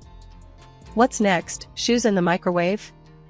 My voice was dripping with sarcasm. I was beyond frustrated. He just shrugged, that infuriating nonchalance on full display. Could you just chill? It's not a big deal. Not a big deal? I was fuming. It's disgusting, Alex. Your stuff is everywhere. It's like living in a dumpster. He rolled his eyes, turning to leave. You're making a mountain out of a molehill. Just pick it up if it bothers you so much. That was the last straw. I'm not your maid, Alex. This is our home, not your personal landfill. I can't do this anymore. Something's gotta give. We glared at each other, the tension thick. It was clear we were at an impasse. I thought of reaching out to his mom, hoping maybe she could knock some sense into him. Desperate times called for desperate measures, after all. So, I called her. Hey, Mrs. Thompson, it's me. I don't know what to do about Alex. The mess, the disrespect. I'm at my wit's end. There was a sigh on the other end. Honey, Alex has always been a slob. I cleaned up after him his whole life. I thought he'd change for you. Her words were like a punch to the gut. So, what, I'm just supposed to deal with it? Clean up after a grown man because he never learned to do it himself? It's just how he is. He needs someone to take care of him, like I did. Now it's your turn, I suppose. My heart sank. I didn't sign up to be his caretaker. I thought we were partners. She was sympathetic but firm. You're going to have to talk to him, dear. Lay down the law or something. That's what I should have done years ago. Hanging up, I felt no better. If anything, I felt more alone. It was clear that Alex had grown up pampered and unaccountable. And now, according to his mom, it was my job to reform him. I confronted Alex again, armed with a new resolve. We need to talk. This can't go on. I'm not your mom, and I'm not here to clean up after you. You're an adult, act like it. It was a conversation we'd had before, but this time I meant business. The ball was in his court now. I could only hope he'd finally play fair. As days turned into weeks and weeks into months, the distance between Alex and me grew wider than the Grand Canyon. Our home felt more like a battleground than a haven. The love and laughter that once filled our space were replaced by silence and tension so thick, you could cut it with a knife. One evening, as I sat at the dinner table alone, staring at the 2 plates of food I'd prepared, waiting for Alex to join me, the weight of our situation hit me hard. He stumbled in well past the time we usually ate, his face flushed, not from the cold outside but likely from a few drinks after work. "Where've you been?" I asked, my voice barely hiding my frustration. It wasn't just about him being late, it was about him being absent when he was right there. Alex shrugged off his coat and dropped it on the chair, not bothering to hang it up. "Out," he said simply, as if that one word was explanation enough. "Out where, Alex? With who?" I pressed on, needing something more than his non-answers. He sighed, a sound of annoyance rather than remorse. "Just out with the guys from work. You know how it is." I didn't, actually. Our once shared experiences and stories had turned into his life and my life, with a chasm between. We used to go out together, remember? We had friends, a social life together. Now, it's like you're living a whole separate life. He finally looked at me, his eyes not meeting mine. "I just needed some space, okay? You're always on my case about something. The cleaning, the dishes, being home on time. Can't a guy catch a break?" His words stung, not because they were entirely untrue, but because they underscored how far apart we drifted. "A break?" I echoed, my voice rising despite my attempt to keep calm. "I'm not your warden, Alex. I'm your wife. Or at least, I thought I was. Partners give each other breaks, they don't take breaks from each other." Alex didn't respond. He just moved past me, heading for the fridge to grab a beer, as if that could solve everything. I watched him, a man I no longer recognized, and wondered how we got here. How did the man who once walked me home in the rain, who made me laugh until my sides hurt, become a stranger in his own home? "We're not okay, Alex," I said, the realization hitting me hard. "We're not okay, and I don't know if we can fix this." He paused, beer in hand, and for a moment, I thought I saw a flicker of the old Alex, the one who cared, who fought for us. But then he shrugged, a gesture that had become all too familiar. "Maybe you're right. Maybe we're not okay." His agreement should have been a relief, an acknowledgement of our problems. But instead, it felt like a door closing, a silent confirmation that we were too far gone to find our way back to each other. I used to hate the idea of business trips, preferring the comfort of home over the sterile environment of hotel rooms. But as the rift between Alex and me widened, those trips became my sanctuary. Escaping the constant tension and the cold silence that had settled over our house was a relief. I'd brace myself every time I returned, expecting to walk into the aftermath of a tornado. Surprisingly, each time I came back, the house was spotless, which was the last thing I expected given Alex's usual disregard for cleanliness. The first couple of times, I was genuinely pleased, thinking maybe Alex had finally decided to pull his weight around the house. "Did you clean up all this?" I asked, unable to hide my shock and a flicker of hope that maybe, just maybe, we could turn a new leaf. Alex just shrugged, an all too familiar, nonchalant gesture that irked me. "Yeah, figured it's the least I could do," he said, but his tone was off, too casual, like he was brushing off more than my question. Something didn't sit right with me, but I pushed it aside, grateful for the clean space, but unsettled by the sudden change. It was after another trip, coming home to the same uncharacteristically clean house, that curiosity got the better of me. I decided to thank the person I thought responsible, his mother. "Mrs. Thompson, thanks for cleaning up the house." "I didn't expect it, but it was a lovely surprise," I said, hoping to convey my genuine appreciation. Her confusion was a slap in the face. "Clean your house? Dear, I haven't been over in months. Alex should be taking care of his own mess, not you or me," she said, her tone a mix of surprise and a bit of annoyance. My heart sank, and a cold realization crept in. Confronting Alex didn't take long after that. "Your mom didn't clean." "So, who did?" "Because it sure wasn't you," I demanded, my patience wearing thin, tired of the lies and the evasiveness. Alex squirmed under the pressure, his usual confident demeanor crumbling. "Look, it's not what you think," he started, but his voice was too hesitant, guilty. I pressed on, needing the truth more than I needed to breathe. "Who's been cleaning our house, Alex?" "Because it's obviously someone." The admission came too quietly, laced with shame. "It's someone I know, she's been helping out while you're away," Alex confessed, finally meeting my gaze, but all I saw was betrayal. "A someone you know? You mean a mistress? You're cheating on me, and her token of affection is cleaning our house?" The absurdity of the situation would have been laughable if it weren't so tragically pathetic. He tried to defend himself, the words fumbling out in a messy spill. "It's not like that. She's just a friend." "A friend who cleans and sleeps with my husband? That's a new one, Alex." My voice was bitter, laced with anger and a heartache that dug deep.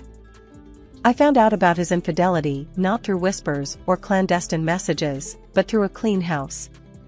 The irony wasn't lost on me, and though my heart was shattered, I couldn't help but marvel at the bizarre twist my life had taken. After all this, I decided enough was enough. Divorce was the only option left for me. Alex, surprisingly, didn't put up a fight. He let me go without so much as a plea for me to stay. Maybe that was for the best, or maybe it just showed how far apart we'd really grown. A few quiet months passed. I settled into a small, clean apartment that felt more like home than the house I shared with Alex ever did. Just when I started to enjoy my newfound peace, I got a call that turned my calm afternoon upside down. It was Alex's mom, and she was livid. "Come back to Alex this instant," she demanded, her voice sharp and filled with frustration. I pulled the phone away from my ear for a moment, confused. "Excuse me? Why on earth would I do that?" "Because he's a mess without you. His house looks like a pigsty, and I'm sick of cleaning up after him. His habits are driving me insane." I couldn't help but chuckle, though I felt a pang of sympathy for her. "And how is that my problem, Mrs. Thompson? I'm not his keeper anymore." Her voice softened, but the desperation lingered. "Please, he needs someone. His little cleaning lady ran off the moment she saw what a disaster he is." The irony of the situation wasn't lost on me. So, his mistress left because of the mess? That's poetic, in a way. She sighed, defeated. "I just don't know what to do with him anymore." I took a deep breath, my decision clear. Mrs. Thompson, I understand it's hard, but I've moved on. Alex needs to learn to take care of himself, and you shouldn't have to clean up his messes either. It's not your job, and it's certainly not mine anymore." There was a pause on the line, and for a moment, I thought she might argue further. Instead, she simply said, "I suppose you're right. I'm sorry for bothering you with this." "It's okay. I hope things get better for you both," I replied, not unkindly. We ended the call, and I sat there for a moment, reflecting on the strange turn my life had taken. From a cluttered house and a failing marriage to a peaceful, tidy apartment all my own. I couldn't help but smile at the thought. Leaving Alex was the best decision I'd ever made, not just for my sanity, but for my soul. 6 months of silence passed since I walked away from Alex and that chapter of my life. Then, out of the blue, I remembered I had left something important at his place.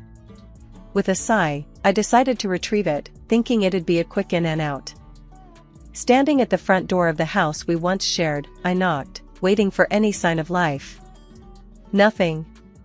I used my old key to let myself in, not prepared for the scene that greeted me. The house was a disaster zone, garbage everywhere, the air thick with the stench of neglect. "What the?" I muttered, covering my nose with my sleeve. I called out for Alex, but the silence was my only answer. Concern growing, I checked the house and found him in the bedroom, looking like he hadn't moved in days, surrounded by filth. "Alex!" I yelled, shaking him gently. He was barely responsive, a shadow of the person he once was. Without hesitation, I dialed for an ambulance and the police, explaining the situation as best I could. When they arrived, I stepped back, watching as they took over, taking Alex to the hospital. As I waited outside, Alex's mom arrived, her face set in a familiar stoic mask. The police explained her son's condition to her, and her response was cold, detached. "He's an adult. His choices, his consequences," she said, her voice devoid of any maternal warmth. I couldn't believe her indifference.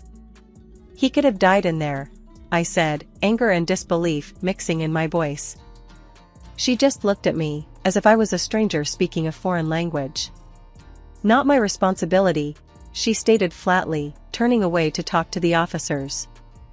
Standing there, watching the scene unfold, I felt a mix of emotions.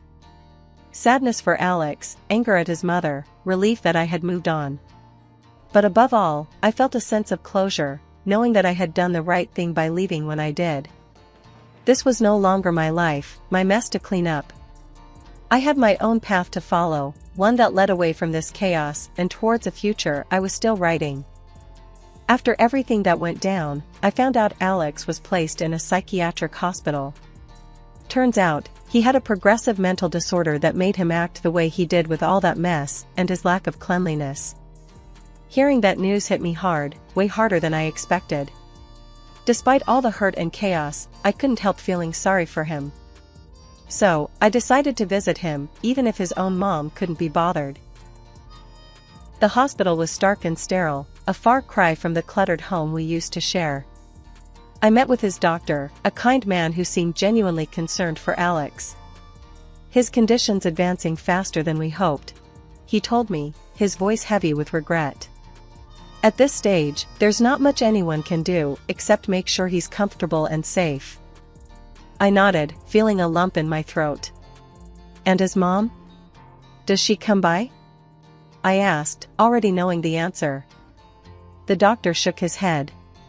"Haven't seen her. It's tough, patients like your ex-husband, they need all the support they can get." I left the hospital with a heavy heart. Alex's mom hadn't changed a bit, still as cold and distant as ever. It was clear she had washed her hands of him, leaving him to face his demons alone. I couldn't help but wonder if things would have been different if she'd shown him a bit more love, a bit more care. As for me, life moved on. I found peace in my little apartment, a place I could call my own without any reminders of the past. I started anew, building a life that was entirely mine, free from the shadows of what used to be. My visits to Alex became less frequent, not because I didn't care, but because I realized it was time for me to let go and heal. I often thought about Alex, hoping he found some semblance of peace in his own mind. As for his mother, well, I hoped one day she'd realize the mistake she made in abandoning her son when he needed her the most. But that was a journey she had to make on her own.